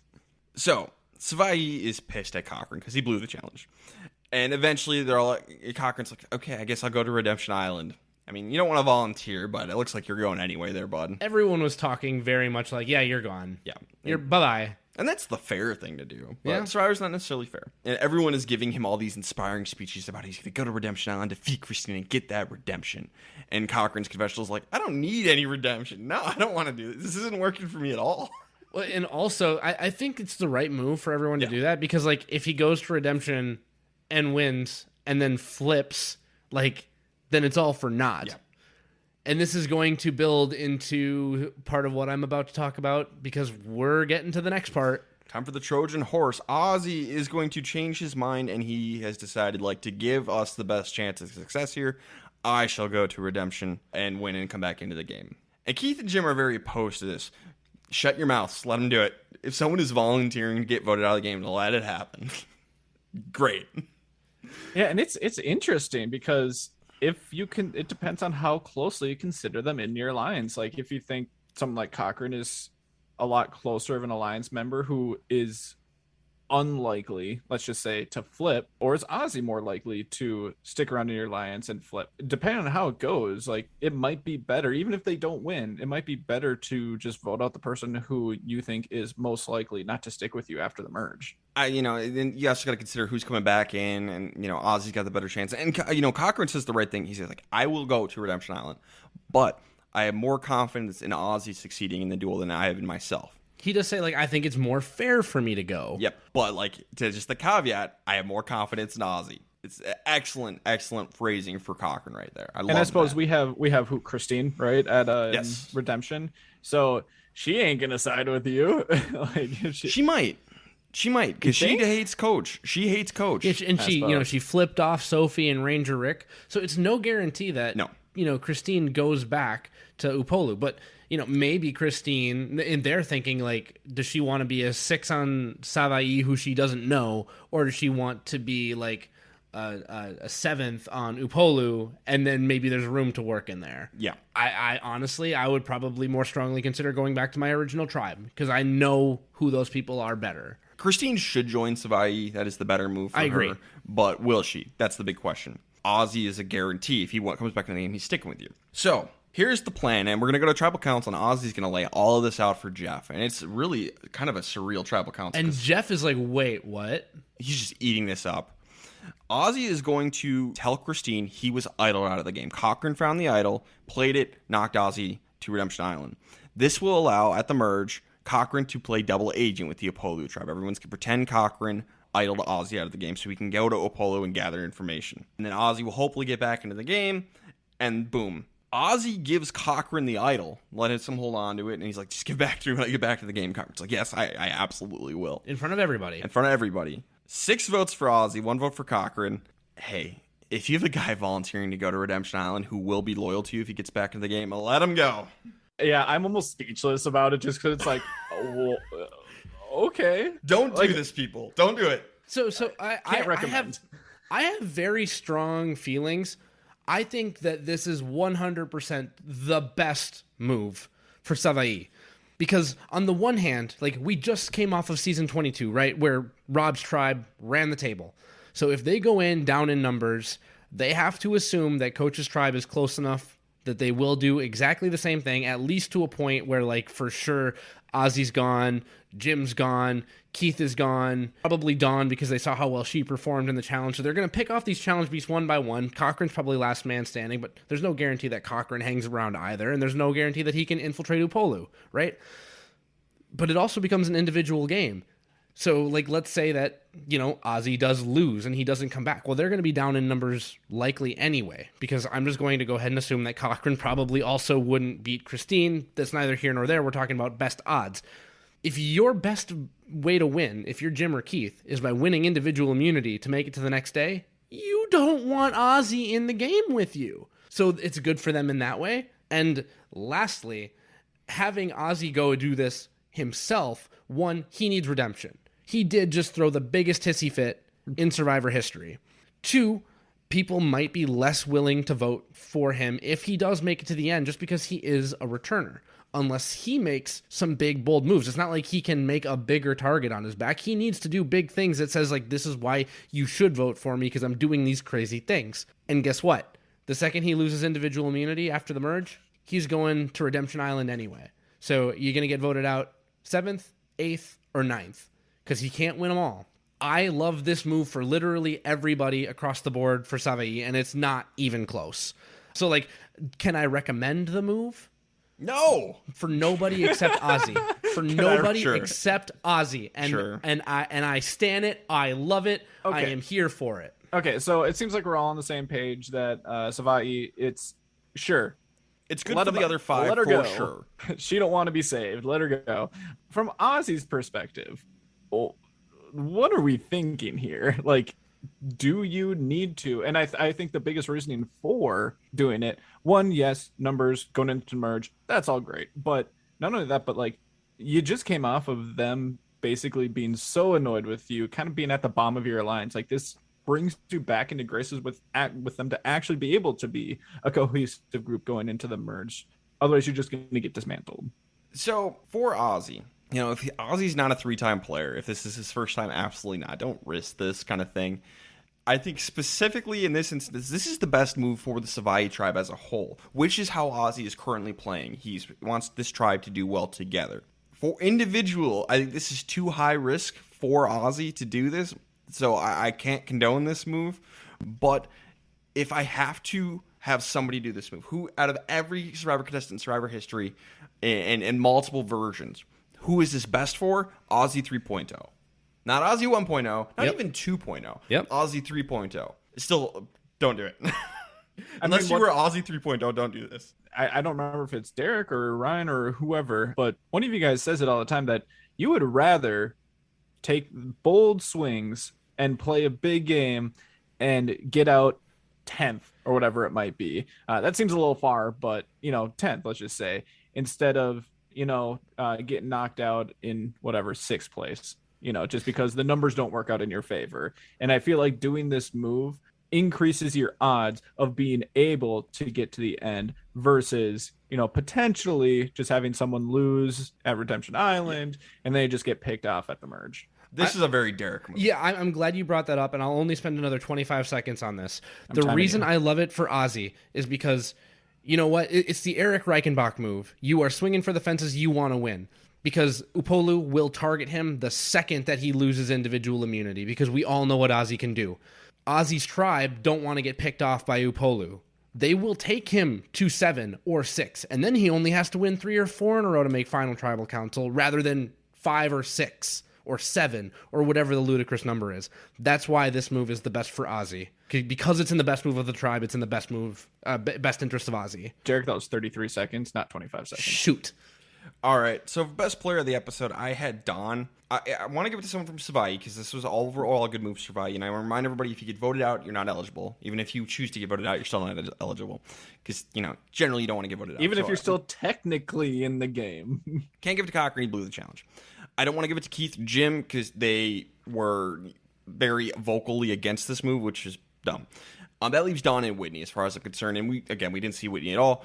Dawn was at least she was probably the nicest to Cochran out of everybody left, because Dawn is a wonderful person. So because she went along with this plan, didn't protest, and was like, okay, cool, and was at least still nice to Cochran, nicer than everybody else, at least I'm going to give Dawn my best player of the episode. To heck with your rules. I gave it to Ozzy. You can't give it to Ozzy. Then it's nobody. Fine. You can give it to nobody. You cannot give it to Ozzy. NA for Derek. So I marked this as ungradable just because it was just such a insane move. I'm just I have nothing. So I guess I'm siding with Ryan because I can't we'll give it to Ozzy. I will let you give Ozzy an honorable mention. Ooh. Derek, you should take that and run. I'm shocked that he's even letting you. I'm going to take the NA. I'm going to take the NA with an honorable mention. Okay, honorable mention to Ozzy. And mine's a ungradable, siding with Ryan. So will you give an honorable mention to Ozzy with me? Sure. I will take it. But I will not. 2 honorable mentions does not equal a best player. Just so you know. That is not an accurate conversion. So Don is best player of the episode. For worst player, I had Coach because he told everyone about his idol. Everything else aside, everyone knows he's got the idol now. For cringe factor, I also said Ozzy. But then I said, just kidding, it's Coach. I don't like that he put on this whole show of idol, I have it, and then on your knees. There's no way that everybody there is completely on board with that. Yeah, okay, that's a good segue into talking about this. Oh, wait, I need my opinion. Yes, okay. We will. But what Derek just said, this is important. Coach's whole, on your knees, he's kind of assuming everyone is completely on board with the religion the same way he is. And, Coach Brandon and Rick are all extremely religious guys. Rick's Mormon. Sophie is an atheist. And she's going to play it cool and not say anything because, of course, but, that is a big assumption to make if you're going to lead everyone in group prayers. Not everybody might be comfortable and on board with that. So that is a very good point, Derek. Yeah. So that's why it has to be Coach. That's a big, dangerous assumption, all for the sake of controlling Brandon, which is what I think it honestly is. Josh? Past Josh said Ozzy. Ask Josh is breaking the rules, not allowed. And yes, I did actually write that down. I knew we'll give you a dishonorable mention. I knew it wouldn't be taken seriously. So yes, I am giving Ozzy both an honorable mention and a dishonorable mention. Ozzy was a player. I'll allow it. Ozzy was present. And I'll give the thumbs up to Coach. Cool. A thumbs down. I mean, thumbs down. Thumbs up to your guys' decision on Coach. Okay, so I've lost my winner pick. If he comes back into the game, I get him back. Yes. If I were to switch here, I would switch to Coach. He's just got so much control over the game, and he's out of the other captain, so it would be Coach. But, if Ozzy comes back, I get Ozzy back. Yeah, Team Coach over there. So, that's the end of the pre-merge. Moving into the merge now. We just discussed who my winner pick would be if I was switching, if I could. We'll see what happens here. Derek and Josh, there's 11 people left in the game you can choose from. Derek, you have Coach. Yep. Josh, you have Edna. Yep. Would you switch if you could, and who to? Derek, go ahead. I think I would end up sitting pretty with Coach. I think regardless, I'm ending up with someone on Upolu. If I was to switch, it would maybe be to Sophie at this point, because she's getting a very low-key edit that she has an understanding of the game. She did make a mistake with Edna, but it was none worse for the wear. Albert made the same mistake, and everyone seems to be doing hunky-dory. According to the edit, there's no way Brandon wins, but ultimately I feel like Coach is kind of getting the dominating edit at this point. So I would stick with Coach. Exactly where I'm at, totally comfortable, but if I had to switch, gun to my head, it would probably be to Sophie. Josh? Yeah, I think I'd choose one of those top kind of 3 people that they keep talking about on Upolu. Sophie, Albert, and Coach. Yeah, I think I'd have to choose between the 3 of them. Just based strictly on edit, I feel like I gotta go with Coach. So yeah, if I didn't mention, I would switch from Edna. Sure, that's if fair. you were wondering. All right, so let's get into best and worst player of the pre-merge. As a reminder, the people who were voted out in the pre-merge are not eligible. Therefore, we cannot give this to Ozzy or Christine. They are on Redemption Island, but they cannot win best or worst of the pre-merge. So we have 11 people to choose from. Derek, who is your best player of the pre-merge? All right, so this is not necessarily going with who won the most best players of the episode. I'm going back to more classic Derek. Who's going into the merge with a lot of wiggle room? Who is in the best position to do well based on the pre-merge? I like the chameleon. Sophie has chameleoned perfectly so far. Now, granted, I don't know anything about her religious affiliation, but she's like, I feel icky about this, but Coach is doing it. I'm going to stick with this alliance. I'm just going to roll with the punches. So while Coach played a pretty darn good pre-merge with getting everybody wrapped around him, he still has a big target on his back. And so for that threat management piece, that's where I give the tiebreaker to Sophie over Albert. And that's just because Coach has got a big, massive target on his back anyway. And it would have taken a lot for me to give best of the pre-merge to him. He would have had to do a Boston Rob style domination, and I didn't quite see that from Coach. I feel like Sophie has the most maneuverability moving into the post-merge, and that's why the chameleon pre-merge was the best. Okay. I kind of actually went a similar line of thinking as you, Derek. I took a page out of the Derek book because I wasn't impressed by really anybody in the pre-merge. There's a lot of flawed gameplay here. So who was kind of the least flawed and who's just kind of chilling? And that's Dawn for me. She had that one moment of breakdown on day 2. Who cares? And since then, she has wormed her way into the alliance, played it really cool. She's basically just being nice, but still making strategic moves and observations. Dawn is my best player of the pre-merge. And by the way, Dawn is my honorable mention for best player of the pre-merge. If I were to think that Savaii was going in as I feel like Savaii is going in as a less unified tribe as Upolu, and that's why I gave edge to Albert and Sophie. If I were to pick one from Savaii, it would be Dawn 100%. So total acknowledgement there.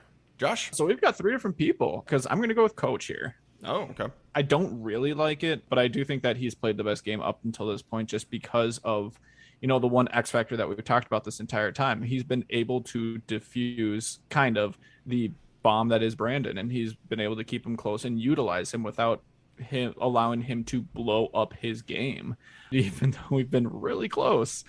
Made the alliance day 1, has been able to keep that essentially intact going through here to the merge, set themselves up nicely. As long as nothing too crazy happens, they're able to, work with something going into the merge here and potentially coast. That's why I gave it to Coach. Worst player of the pre-merge. Derek, who do you got? No, it's Brandon. It's not close. Yep. Yep. Cool. Any protestations? Not one. Any contentions there? All right, so that is the pre-merge of Survivor South Pacific. Anything else you guys want to talk about before we move on here? I gotta say, the way that it ended was so fascinating. Talk about going out with a bang. I was not expecting that episode 7 to kick like a mule to the face, but it did. Again, everyone, this might not be must-watch Survivor in its entirety, but go watch episode 7. I can't stress it enough. It is just so wild. Listen to this podcast, but then just go watch episode 7. Yeah. Well, and honestly, it was a pre-merge that, it's not like I disliked it. It's more that it's just like, it's fine, whatever, until it gets to that episode. And then it's like, you know what? Let's go. I am ready to go into the merge. Yeah, I'm officially hype. Like, so much hype. I love this pre-merge.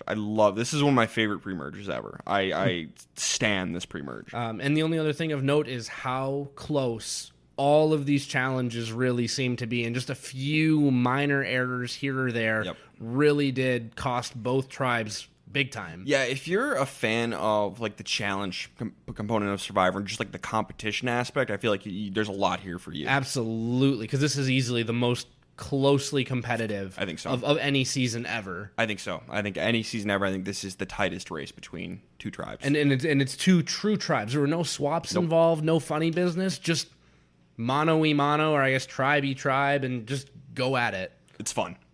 Weather report. There's honestly nothing of note. I don't even think it rained. They didn't have a tarp. No one picked comfort over tarp. They were just given comfort. There are plenty of coconuts. Cochran learned how to cut one, so that's kind of cool. Ozzy's fishing for the one tribe. I know this isn't weather report, but it's just general living conditions. This seems like one of the easier seasons so far. Yeah, sign off on that. Last thing, Josh, as our memorability consultant, you get to decide what the most memorable moment of the season is. I don't know what you're going to pick here.